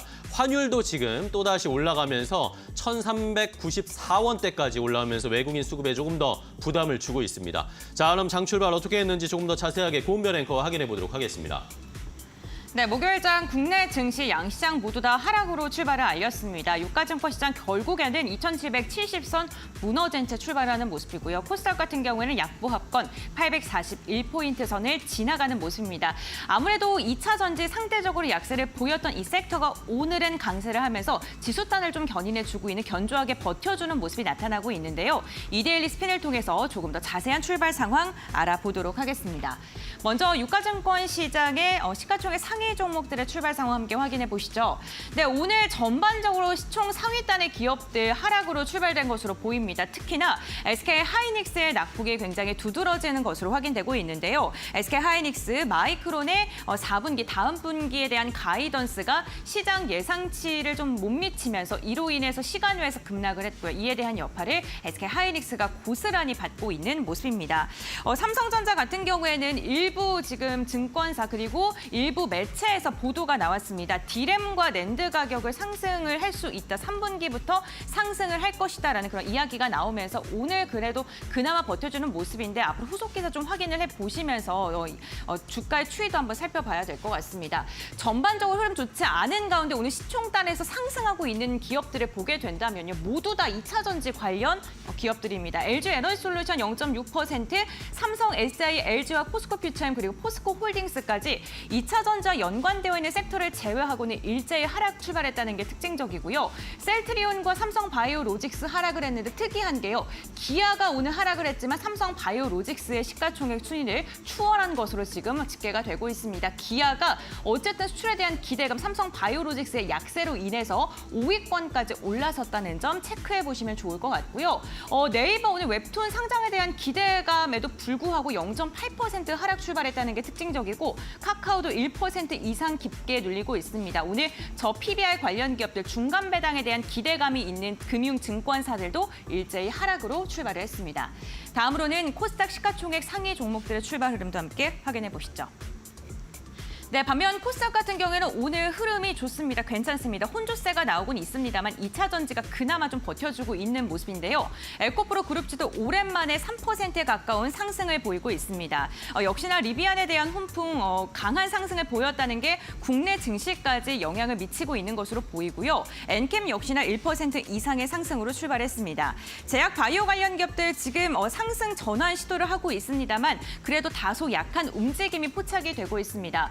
오랜만에 화장품 관련 기 흐름도 괜찮습니다. 실리콘2가 3% 이상의 상승을 하고 있고요. 게임주들 최근에 신작에 대한 기대감 지속적으로 나오고 있죠. 붉은 사막에 대한 기대감 속에 펄어비스 0.2% 상승으로 출발했습니다. 응급제 관련주인 대주전자재료도 3% 이상 상승하면서 시가총액 상위권 내에서도 오늘 2차 전지만 눈에 띄는 오름세를 보여주고 있고요. 제약이라던가 반도체 관련 소부장 기업들은 전반적으로 약세를 보이고 있습니다. 특히나 리가켄바이오도 2%에 가까운 하락을 보이고 있다는 게 특징적입니다. 다음으로는 업종별 상승률 함께 살펴보겠습니다. 우리 시장을 주도하고 있는 업종 지금부터 알아보시죠. 네, 오늘 2차 전지만 강합니다. 2차 전지가 1% 가까운 지금 상승을 보이면서 업종 상승률 1위를 기록하고 있고요. 유통상사가 그 아랫단에 이름을 올리고 있습니다. 지금 업종 상위를 보게 된다면 음식료와 보험과 같은 저 PBR 관련 기업도 최근에 꾸준하게 상위단에 이름을 올리고 있다는 게 특징적인데요. 다만 오늘 금융이 다소 많이 빠집니다. 1% 이상 빠지고 있다는 점 체크해 보시면 좋을 것 같습니다. 시장의 분위기는 오늘 2차 전지로 좀 쏠리고 있는 모습인데요. 과연 전문가들은 어떻게 바라보고 있을까요? 지금부터 알아보시죠. 자, 시장의 분위기 그닥 좋지 않습니다. 코스피가 0.8%대 하락세 여전히 유지하고 있고 코스닥은 840선 정도는 유지하는데 약보합권 수준에서 움직이고 있습니다. 일본 니케이 지수도 오늘 좋지 않습니다. 0.7%대 하락 출발을 했기 때문에 전반적인 분위기가 일단은 조정의 분위기고요. 수급 상황 보겠습니다. 수급 상황 보면은 코스피에서 외국인이 그래도 현물 매수를 조금 하고 있습니다. 550억 원 넘게 매수하고 있고 개인이 1,500억 원 넘게, 반면에 기관이 2,000억 원 넘게 매도 물량을 좀 많이 추리하고 있는 상황입니다. 선물 시장에서 외국인이 8천억 원 넘게 매도하다 보니까 시장이 좀 엇갈리는 양상 나타나고 있고요. 코스닥 시장에서도 외국인 기관이 동반 매도하고 있습니다. 외국인이 80억 원 넘게, 기관은 200억 원 넘게, 개인은 양시장에서 매수세를 보이고 있습니다. 원달러 환율도 아까 체크해드렸지만 간단하게 더 체크해보면 1,390원대 위로 다시 올라왔습니다. 역시 간밤에 달러 인덱스라든지 엔달러 환율이 많이 올라간 상황이어서 달러 강세가 계속 이어지고 있는데 이런 원달러 환율에 대한 부담도 우리 시장의 하나의 짐이 되고 있는 상황입니다. 자, 그렇다면 시장의 분위기 더 자세하게 살펴보겠습니다. 이성현 이사님과 함께 확인해 볼 텐데요. 자, 아무래도 상반기에 2,800선 안착은 쉽지 않을 것 같습니다. 어떻게 보세요? 네, 지금 코스피가 약 한 1% 가까이 하락을 하는데 지금 선물 외국인 매도가 거의 한 9천억 원에 가깝게 매도가 나오다 보니까 좀 상대적으로 영향이 많은 코스피가 좀 하락폭이 좀 큰 상황이다라는 말씀을 드리겠고, 좀 헛웃음이 나왔는데 오늘 지금 장 초반 개장하다 보니까 상승하고 있는 업종이 코스피에서는 전무하다. 그래서 모두 하락하고 있다. 섹터 자체가. 그런 부분도 좀 확인할 수가 있는 상황이었고요.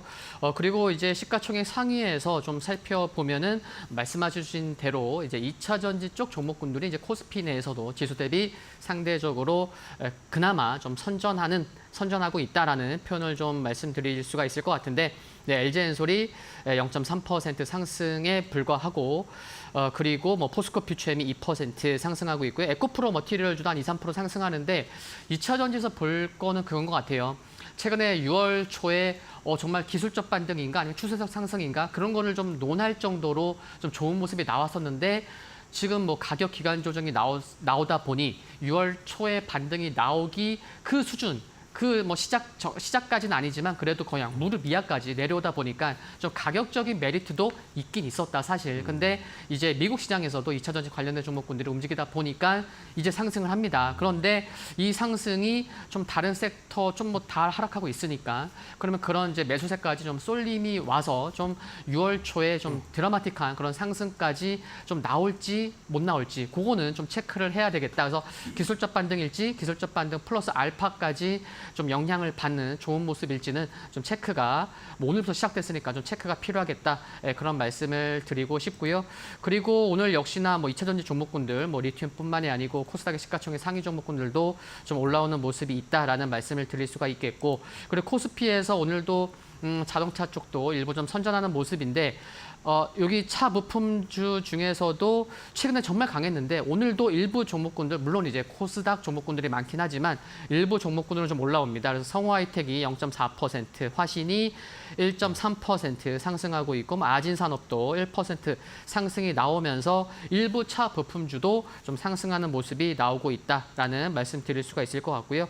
그리고 어제 좀 급등했었던 대원전선을 중심으로 해서 전력기기 쪽도 이쪽도 계속해서 볼 필요가 있는 것 같습니다. 오늘은 주춤하지만 그래서 시장의 큰 흐름을 봤을 때는 오늘 주춤하는 섹터 중에서도 좀 수급이나 2분기 실적 관련된 그런 섹터나 종목군에 대해서는 또 그냥 마냥 포기할 게 아니고 계속해서 좀 흐름은 체크해 볼 필요가 있겠다라는 말씀을 드리고 싶습니다. 네, 알겠습니다. 결국에 7월 실적 시즌을 앞두고 좋은 실적 발표할 수 있을 만한 종목들은 선별해봐야 될 것 같은 시장이네요. 자, 그러면 손윤호 팀장님은 오늘 시장 어떻게 보시는지 궁금하네요. 네, 코스닥이 코스피보다 상대적으로 강해 보입니다. 근데 코스피가 약해서 코스닥이 강해 보인다 그런 판단이 듭니다.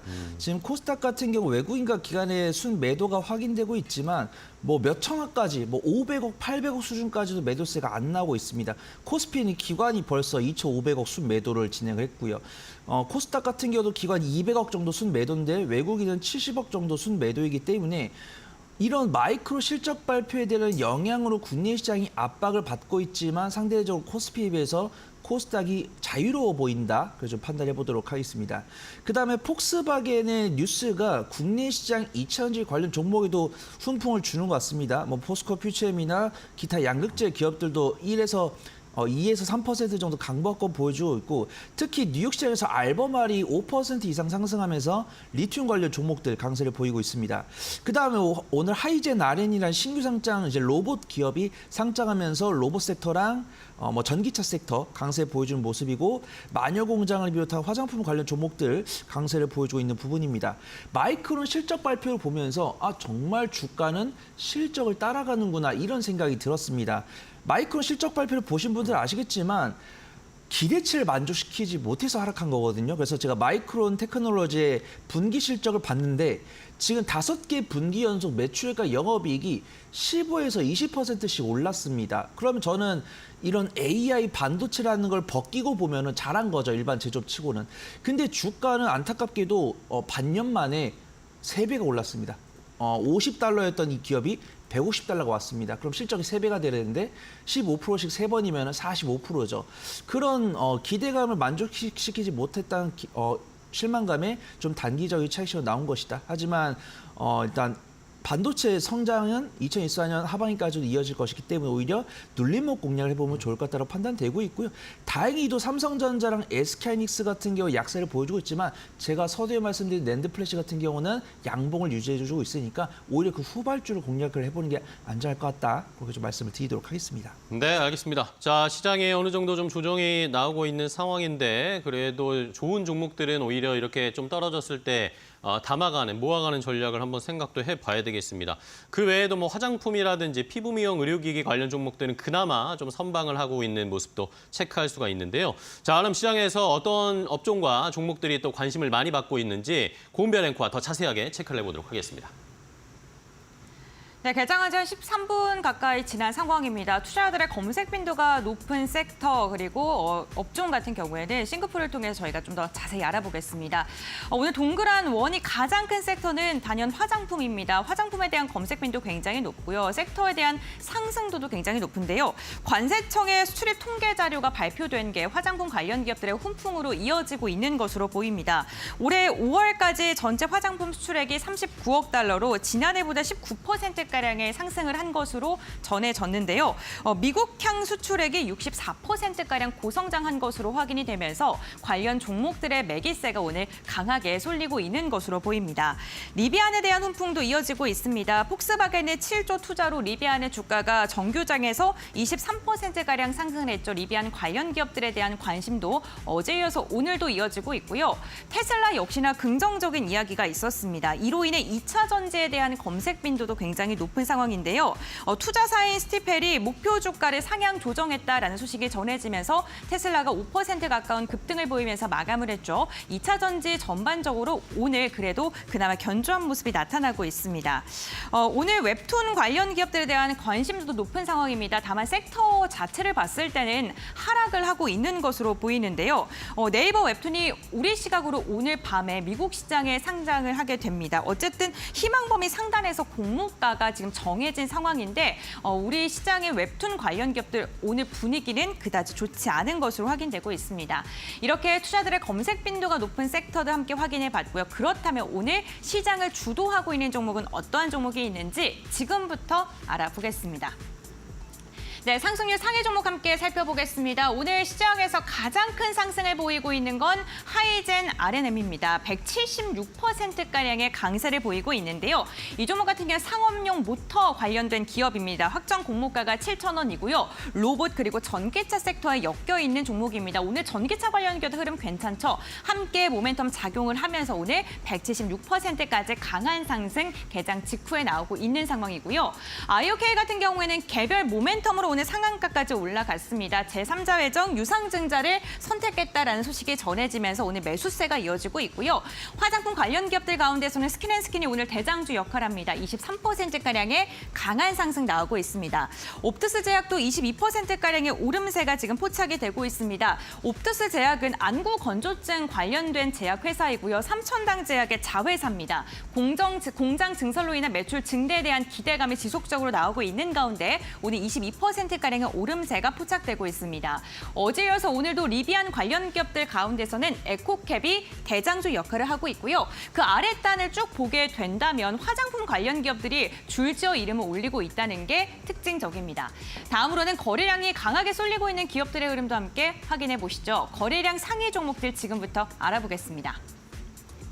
네, 오늘 시장의 거래량이 가장 강하게 쏠리고 있는 건 시장에 상장한 신규 새내기주이고요. 그 아랫단에는 동방이 이름을 올리고 있습니다. 물동량에 대한 이야기 지속적으로 나오고 있습니다.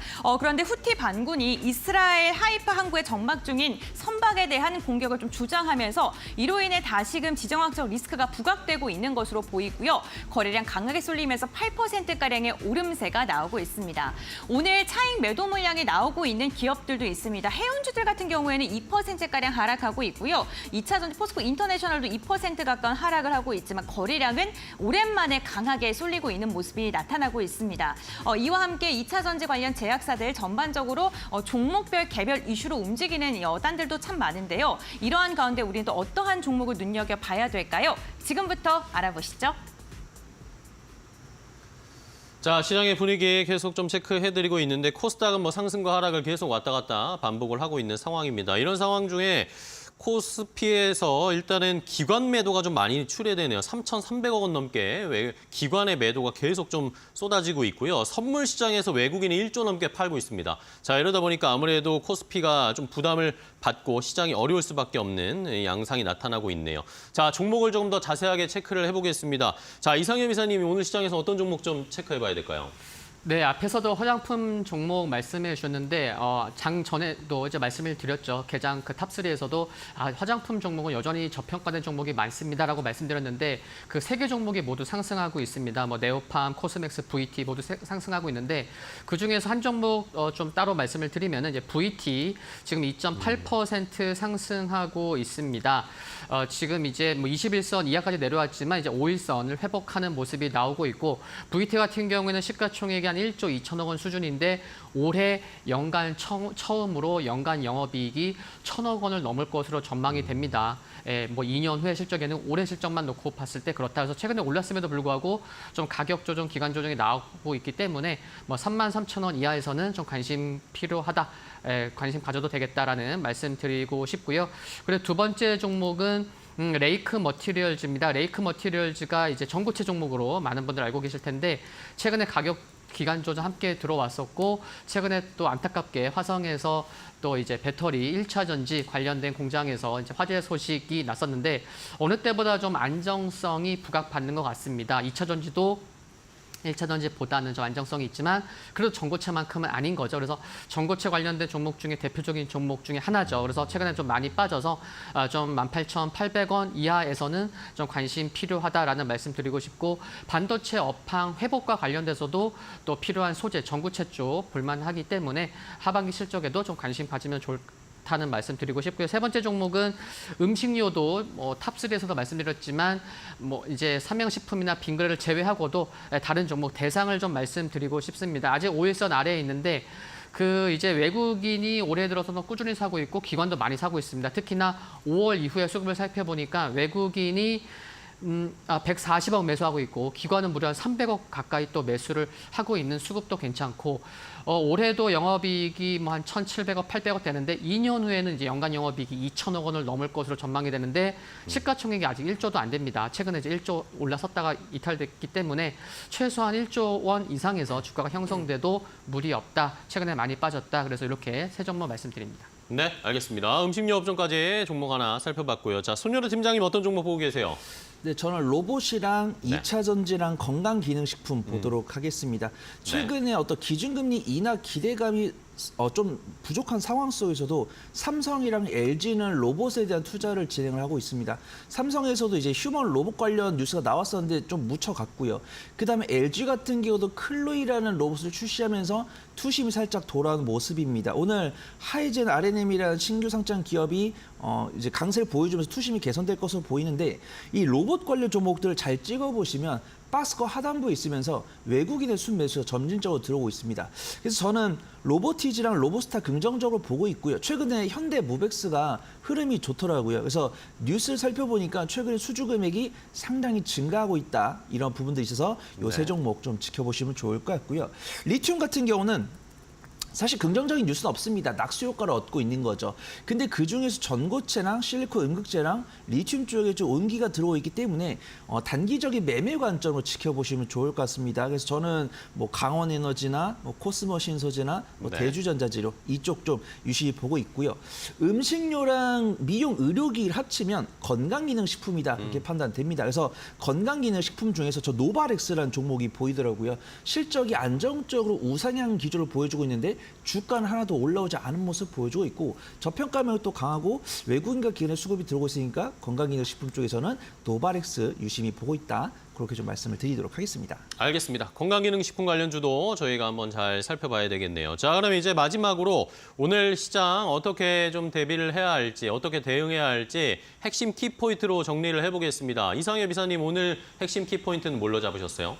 네, 많은 분들 아시겠지만 최근에 지수 따라가다 보면은 수익 내기가 힘듭니다. 네. 그래서 현재는 어느 때보다 더더욱 종목장이라는 거 많은 분들이 아실 텐데 시기적으로 이번 아까도 말씀드렸지만 2분기 마지막, 반기 마지막입니다. 그래서 어느 때보다 쏠림이 좀 극대화될 수 있겠다. 왜냐하면 수익률 관점에서도 그렇기 때문에 그렇고 그러면은 결론적으로는 특히 이번 주에는 좀 저점 매수, 고점 매도가 어느 때보다 좀 필요하고 좀 많이 오른다고 해서 흥분하지 마시고 반도체도 보면 어제 흐름 굉장히 좋았지만 오늘도 주춤하거든요. 그래서 좀 눈치 싸움도 심할 수 있고 빠른 순환매가 나타날 수 있기 때문에 좀 트레이딩이 어느 때보다 중요하다. 그 부분 말씀드리고 싶습니다. 네, 자, 반기 마지막 트레이딩으로 좀 대응을 해봐야 되겠고요. 손유라 팀장님의 키포인트는 뭘까요?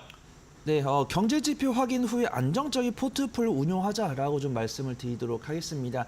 사실 마이크로 실적 발표 이후에 시간이 하락할 줄 아셨던 분이 누가 계실까요? 근데 이제 오늘 같은 경우 GDP 발표하고 내일 같은 경우 PC랑 기대 인플레이션을 발표하는데 PC보다 기대 인플레이션이 높은 게 조금 마음에 걸립니다. 기대 인플레이션이 낮아지지 않는다는 것은 물가가 잡히지 않는다는 것이고 이런 상황이 펼쳐질 때는 매파적인 연준 의원들의 발언에 힘을 실릴 가능성이 있고 성장주에 대한 상승폭이 제한될 수가 있습니다. 이사님 말씀해 주신 대로 그래도 실적이 나오는 종목들은 강하게 움직여요. 우상향을 보여주기보다는 기간 조정을 거치다가도 이 섹터에 주목받을 뉴스가 나오면은 단기적으로 강하게 상승한다는 부분이죠. 그래서 오늘도 지금 전선주나 화장품 관련 종목들 강세를 보이고 있으니까 실적이 나오면서도 박스권에서 반등 나고 있는 종목들 위주로 대응해 보시면 좋을 것 같습니다. 네, 알겠습니다. 두 분이 알려주신 키포인트로 상반기 마무리를 잘 해보도록 하겠습니다. 오늘도 좋은 전략 알려주셔서 감사하고요. 다음 시간에 또 뵙도록 하겠습니다. 고생 많으셨습니다. 고맙습니다.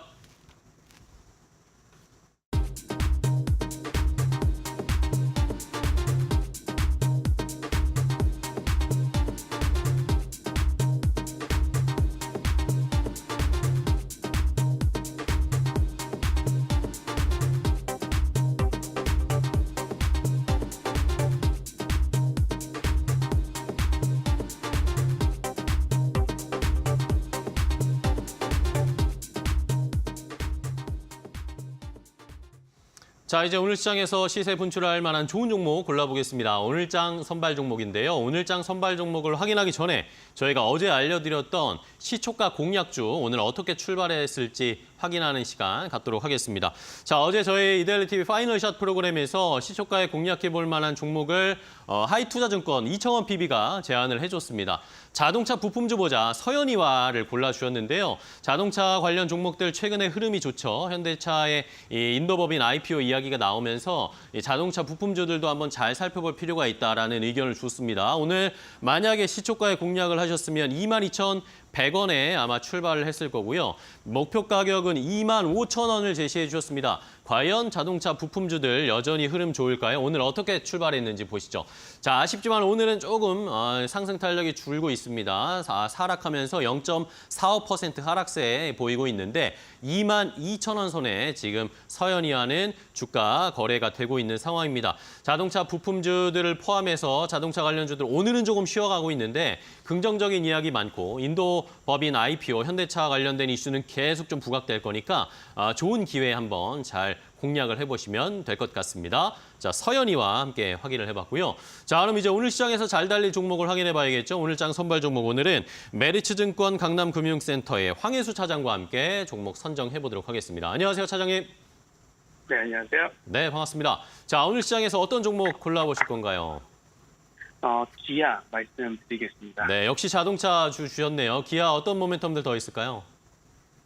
기아 같은 경우는 펀더멘털 측면을 우선 말씀을 드려야겠는데요. 동사 같은 경우는 투자 포인트가 SUV 차종의 판매 호조가 지속이 되면서 올해 같은 경우 이익 성장과 매출 성장이 동반해서 나타날 가능성이 굉장히 높다라는 점이 긍정적이다라고 말씀드릴 수가 있겠습니다. 동사는 작년 4분기를 시작으로 SUV 생산량이 굉장히 크게 늘어나고 있는 상황인데요. 작년 4분기부터 매분기 미국의 SUV 판매량이 꾸준하게 증가하고 있고 올해 2분기에도 미국장 SUV 판매량이 큰 폭으로 증가할 것으로 기대가 되고 있어서 어닝 개선이 금리 시장을 중심으로 꾸준히 나타날 수 있다는 점이 긍정적이다라고 말씀드릴 수가 있겠습니다. 또한 동사 같은 경우는 그 EV3를 가장 큰 최대 EV 볼륨 모델로 제시를 하고 있는데요.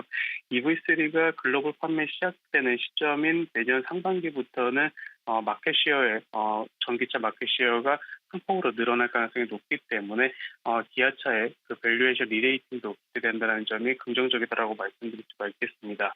또한 하반기에는 완성차 인단 협의 종료되는 시점인데요. 이런 인단 협의 종료되는 시점과 더불어서 주주 환원 정책이 굉장히 큰 폭으로 나타날 수 있는 상황인데 현재 주주 환원율이 33%로 높은 수준임에도 불구하고 올해 예상되는 이익 증가율이 30%가 넘기 때문에 어떤 적극적인 주주 환원 정책도 기대된다는 점이 긍정적인 모멘텀이다 이렇게 말씀드릴 수가 있겠습니다. 네, 좋습니다. 기아 오늘 뭐 조금 조정받고는 있는데 현대차 그룹주들 최근에 너무 좋고 기아 오늘 특히 삼성바이오로직스의 시가총액도 넘어가 버렸습니다. 가격 전략 그럼 어떻게 잡으면 좋을까요? 매수가 말씀해 주신 대로 오늘 1% 넘게 가격 조정을 소폭 받고 있는데요. 현재 밸류에이션은 글로벌 완성차 중에 가장 저평가되고 있는 상황이기 때문에 현재까지 매수하셔도 나쁘지 않은 가격대라고 말씀을 드리겠고 목표가는 우선적으로 15만 원, 손절가는 10만 원으로 말씀드리겠습니다. 네, 알겠습니다. 기아 목표 가격 한 15만 원 정도 저희 책정하고 오늘도 잘 달릴 수 있을지 확인해 보도록 하겠습니다. 오늘 좋은 종목 알려주셔서 감사하고요. 다음 시간에 또 뵐게요. 고맙습니다. 감사합니다. 네, 잘 들었습니다. 자, 오늘장 선발 종목으로 기아를 제시를 해드렸습니다. 오늘 조금 쉬어가고 있는데 마지막까지 오늘 시장에서 어떻게 움직이는지 끝까지 저희가 체크해드리도록 하겠습니다. 파이널 샷 프로그램에서 한 번 더 저희가 기아의 주가 흐름 알려드리고 전략도 소개해드릴 테니까요. 끝까지 함께해 주시기 바랍니다. 지금까지 오늘장 선발 종목이었습니다.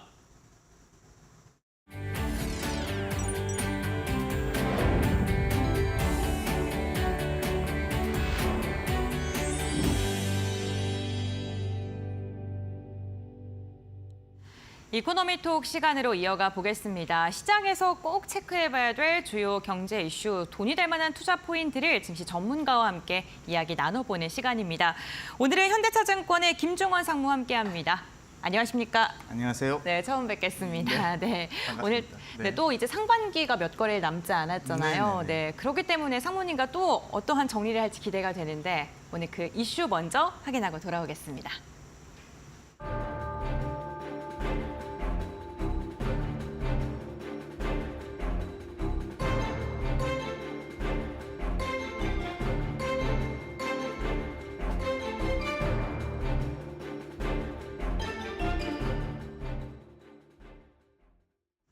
네, 상무님과 함께 이제 하반기 우리 시장 어떻게 전략을 잡아야 되는지 이야기 나눠보겠습니다. 오늘을 포함해서 상반기 단 2거래일밖에 남지 않았습니다. 우리 어떻게 정리하고 접근해야 될까요? 지금 상무님의 주제가 먼저 떴는데 네, 굉장히 특이합니다. 중소형 가치주를 주목하라라는 포인트를 갖고 오늘 한번 접근을 해보겠습니다. 먼저 오늘 상반기부터 정리를 해보자면요. 국내 증시 그다지 좋지 않았어요. 네, 뭐 수익률이 나쁘진 않았는데 네. 뭐 전 세계 미국 같은 게 신고가, 뭐 일본도 일본이 좋았죠. 뭐 네. 네, 거의 반세기 만에 거의 신고가 기록했다. 네. 뭐 이런 소식을 듣다 보니까 우리 좀 왜 이렇게 약한 거 아니야? 거기다가 이제 증시를 시장을 좀 보신다는 분들은 이런 것들을 알아요. 우리나라 뭐 수출 증가율도 좋고 맞아요. 반도체 실적도 돌아오고 그러다 보니까 주요국 대비 이익 증가율이 뭐 대한민국이 가장 높다고 그러는데 올해 영업이익이 시장 전체적으로 50%가 늘어난다는데 거기다 밸류에이션도 싸잖아. 근데 우리는 왜 이래? 라고 얘기하는데 이게 시장을 볼 때 이제 순환적 요인과 구조적 요인이 있다라는 부분이고요. 사실 애널리스트들도 보통 이제 순환적 경기가 올라갔다 내려갔다 바닥치고 개선되고 뭐 이런 걸로 전망하는 걸 중요한데 뭐 애널리스트 한 18년 정도 하다 보니까 사실 그런 거보다는 구조적 요인이 중요한 것 같다. 지금 뭐 차트에 나오다시피 거의 선진국들의 수익률이 좋았고 우리나라 같은 경우에 거의 뭐 뒤에 있습니다. 뭐 이런 이유가 이제 한국 증시 같은 경우, 한국 경제 같은 경우에 구조적 요인을 찾아보면 뭐 잘 다들 아시는 부분입니다. 이제 고령화 그리고 뭐 그러다 보니까 생산 가용 인구가 줄고 있고 그러다 보니까 계속해서 장기적으로 성장률이 떨어지는 저성장 이게 구조적 요인이라는 겁니다. 이제 이게 있는데.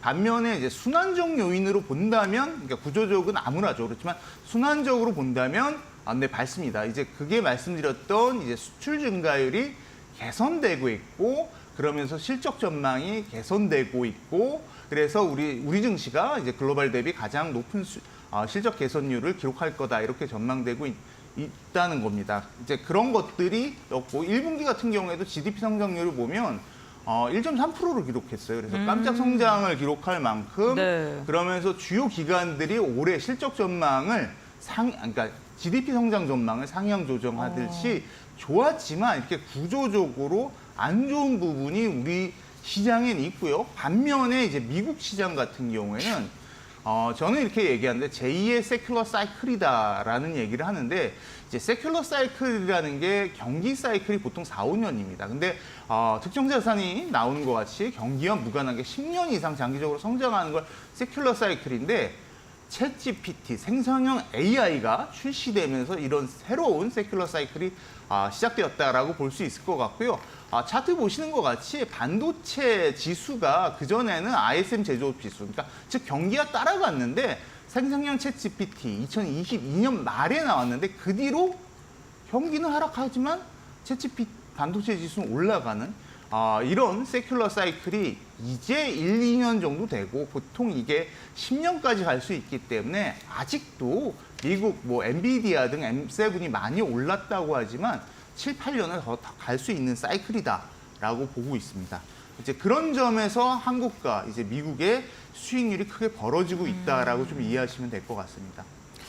네, 그 구조적인 요인을 말씀해 주셨는데 저는 이야기를 들으면서 좀 억울한 게요.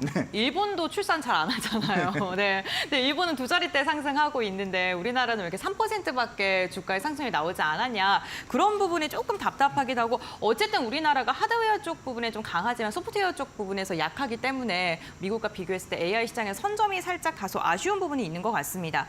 그렇다면 미국이 경제적으로 구조를 변화를 하고 있고 그렇다면 그에 대한 영향, 그러니까 편승을 잘하는 게 중요해 맞습니다. 보이거든요. 우리나라 그 가능성이 있습니까?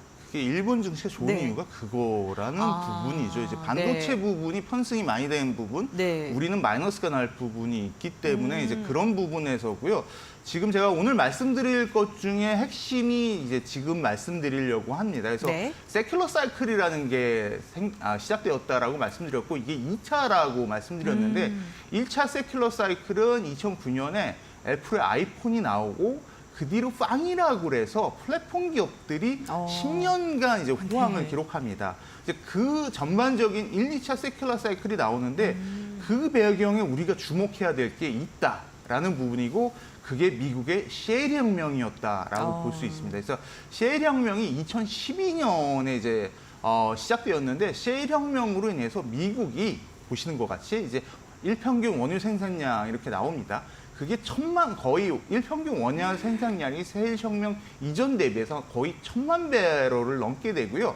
그 전까지 미국은 원유 수입국이었습니다. 근데 수출국으로 바뀌면서 어떤 현상이 일어나냐면 페트로달러라는 게 있습니다. 즉 미국은 기축통화국이다 보니까 이제 달러를 발행하고 그거를 이제 원유를 달러로 사면서 전 세계에 달러를 공급했는데 지금 차트에 나오는 것 같이 이제는 오히려 수출을 하고 그 수출을 굉장히 많이 한다는 거죠. 2024년 연초에 미국 주요 수출 상목에 제일 많은 게 원유라는 겁니다. 그러니까 글로벌로 플러스 100이라는 만약에 달러가 공급되었다면 이제 글로벌이 미국으로부터 원유를 사기 때문에 마이너스 100이 생겨서 차이는 200. 그 얘기는 뭐냐면 전 세계적으로 달러가 부족해지고 미국은 이런 잉여 달러로 이제 투자를 하는데 그게 잘 아시는 이제 칩스, 반도체 지원법, 그리고 IRA, 이제 전기차라든지 2차 전지에 대한 지원 이런 것들을 대규모적으로 할 수 있으면서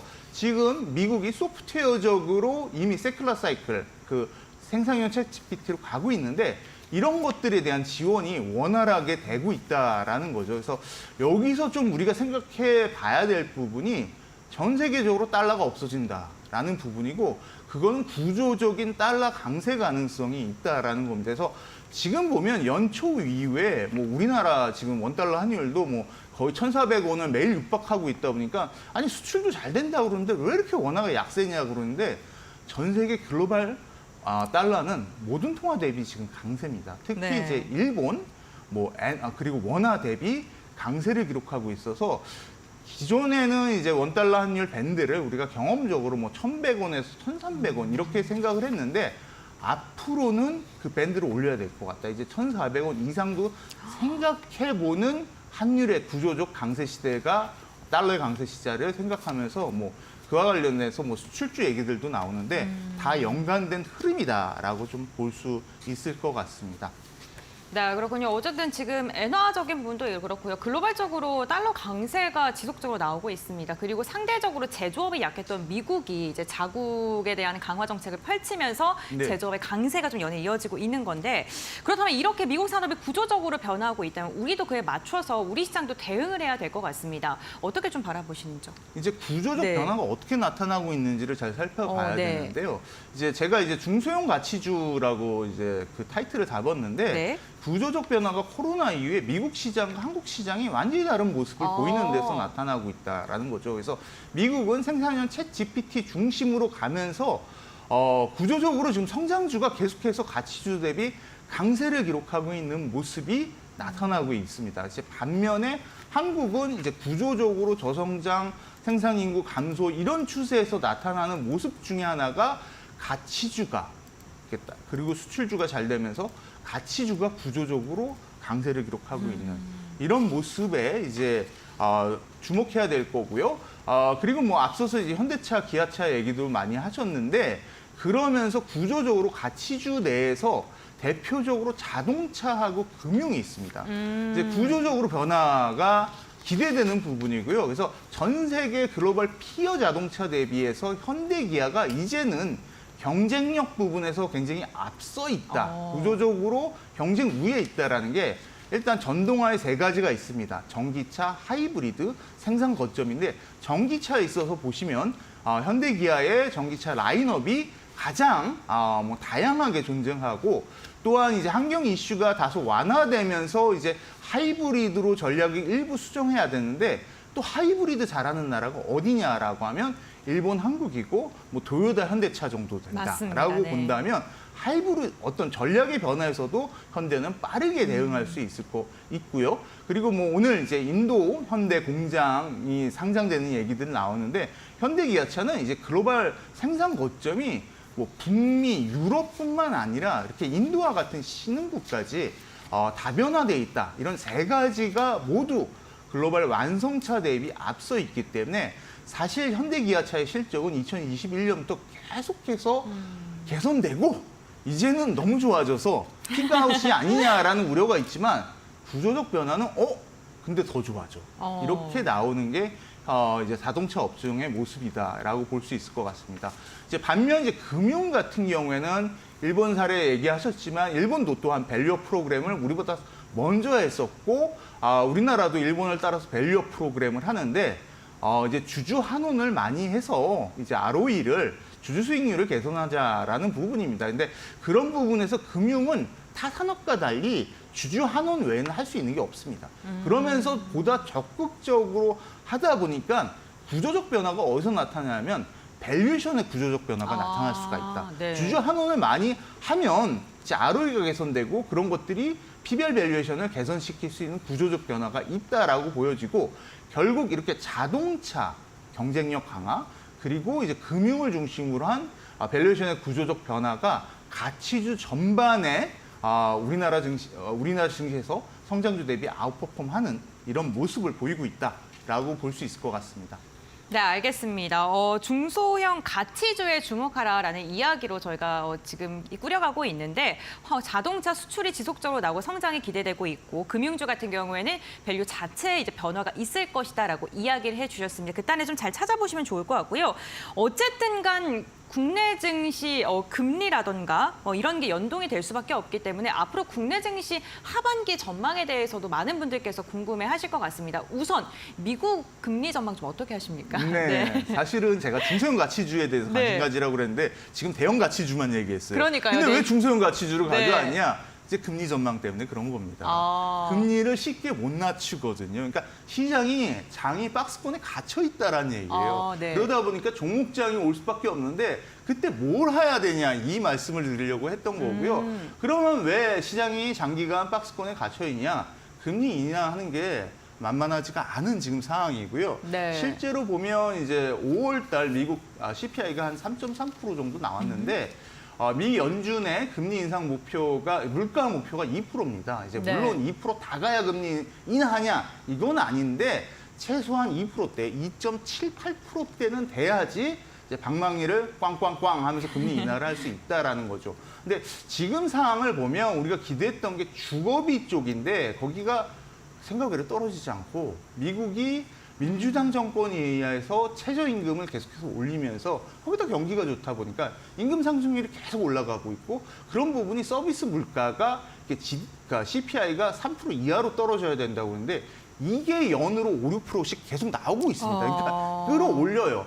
그러면 이제 남은 게 변동성 항목이 에너지인데요. 네. 에너지가 지금 국제유가가 지금같이 80불이다라고 하고 그 CPI를 마이너스로 끌어내리는 효과가 언제 발생하냐면 보면 저 동그라미 친 이전에 보면 유가가 굉장히 낮았습니까? 즉 작년 여름에는 유가가 굉장히 낮아서 계속해서 또 이것도 4, 5%씩 올려요. 그래서 CPI가 떨어지기가 쉽지가 않고 요게 낮아지는 저 이제 동그라미 친 부분인데요. 그게 작년 9월 말부터 10월에 이스라엘 하만 전쟁이 일어나면서 국제 유가가 100불을 넘어갔고 그때 되면 이제 CPI가 이제 하락할 수 있다라는 건데 그러면 9월 CPI가 확인되는 게 언제냐라고 보면 10월입니다. 근데 10월에는 FOMC가 없어요. 네.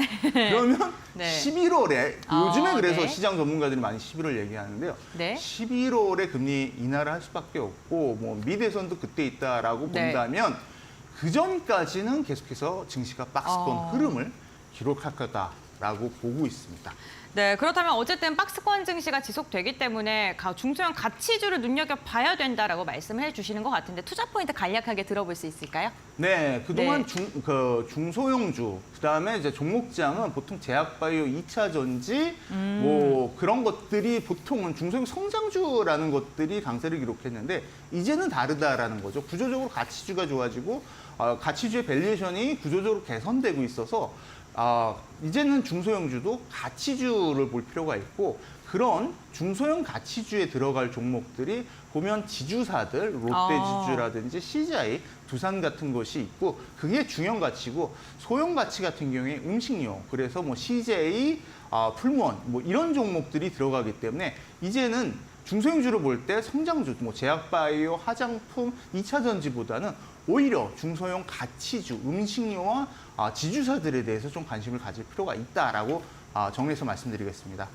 네, 알겠습니다. 어쨌든 하반기 금리 인하에 대한 시그널보다는 우리 증시 박스권에서 종목별 장세가 진행될 것이다라고 예측을 좀 해주셨고요. 중소형 가치주를 눈여겨볼 때다라고 말씀을 해주셨습니다. 오늘 상무님께서 해준 투자 포인트 잘 참고해서요. 저희가 또 하반기에 수익 많이 낼 수 있는 현명한 전략 세워보도록 하겠습니다. 오늘 말씀 고맙습니다. 감사합니다.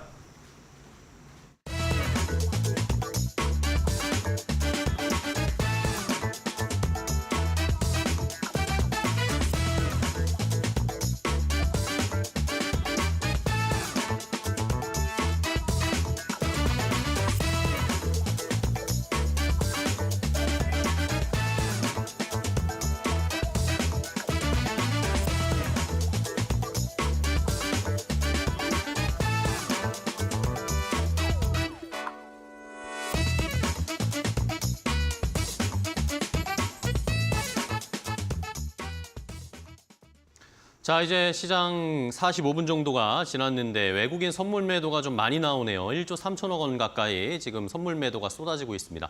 자, 시장 오늘 또 어떻게 대비해야 할지 좀 조언을 들어봐야 되겠습니다. 네, 그렇습니다. 오후장 투자 전략을 통해서 알아보도록 할 텐데요. 오늘 이 시간 하이투자증권의 이화진 과장 연결돼 있습니다. 안녕하십니까? 네, 안녕하세요. 네, 반갑습니다. 자, 오늘 코스피가 좀 좋지 않습니다. 어떻게 보고 계세요? 네, 뭐 어제 사실 좀 기대감이 컸던 마이크로에 대한 실적 발표가 물론 이제 향후 4분기 가이던스에 대한 좀 실망에 대한 부분들이 오늘 삼성전자나 SK하이닉스 쪽에 좀 매물 좀 많이 나오지 않나 좀 생각을 하고 있습니다. 그리고 두 번째는 이제 화장품 이제 2분기 실적에 대한 기대감인데요. 일단 6월달 북미 수출에 대한 데이터가 계속 꾸준히 좀 잘 나오고 있기 때문에 7월 이제 실적 시즌이 접어들면서 화장품에 대한 좀 시각들이나 이런 수급적인 측면에서 좀 기대감이 계속 유효하다 좀 말씀을 드리겠습니다. 그리고 세 번째는 물론 어제 이제 리비안 관련 이슈도 나왔었고 전반적으로 지금 2차전지 같은 경우는 뭐 2분기 실적에 대한 기대감보다는 향후에 그런 차세대 플랫폼에 대한 이런 투자들이 이제 하나둘씩 좀 나오는 측면이 있지 않을까라고 생각하고 있습니다. 그런 측면에서 대주전자재료나 나노 신소재와 같은 시장에 대한 수급적인 모멘텀이 조금 시각에서는 좀 긍정적인 흐름으로 좀 나오지 않았나 좀 생각을 하고 있습니다. 네, 그렇군요. 이제 오후장 투자 전략을 어느 때보다 잘 잡아야 될 것 같습니다. 이제 이 거래일밖에 6월장이 남지 않았는데 전략 어떻게 잡아야 될까요?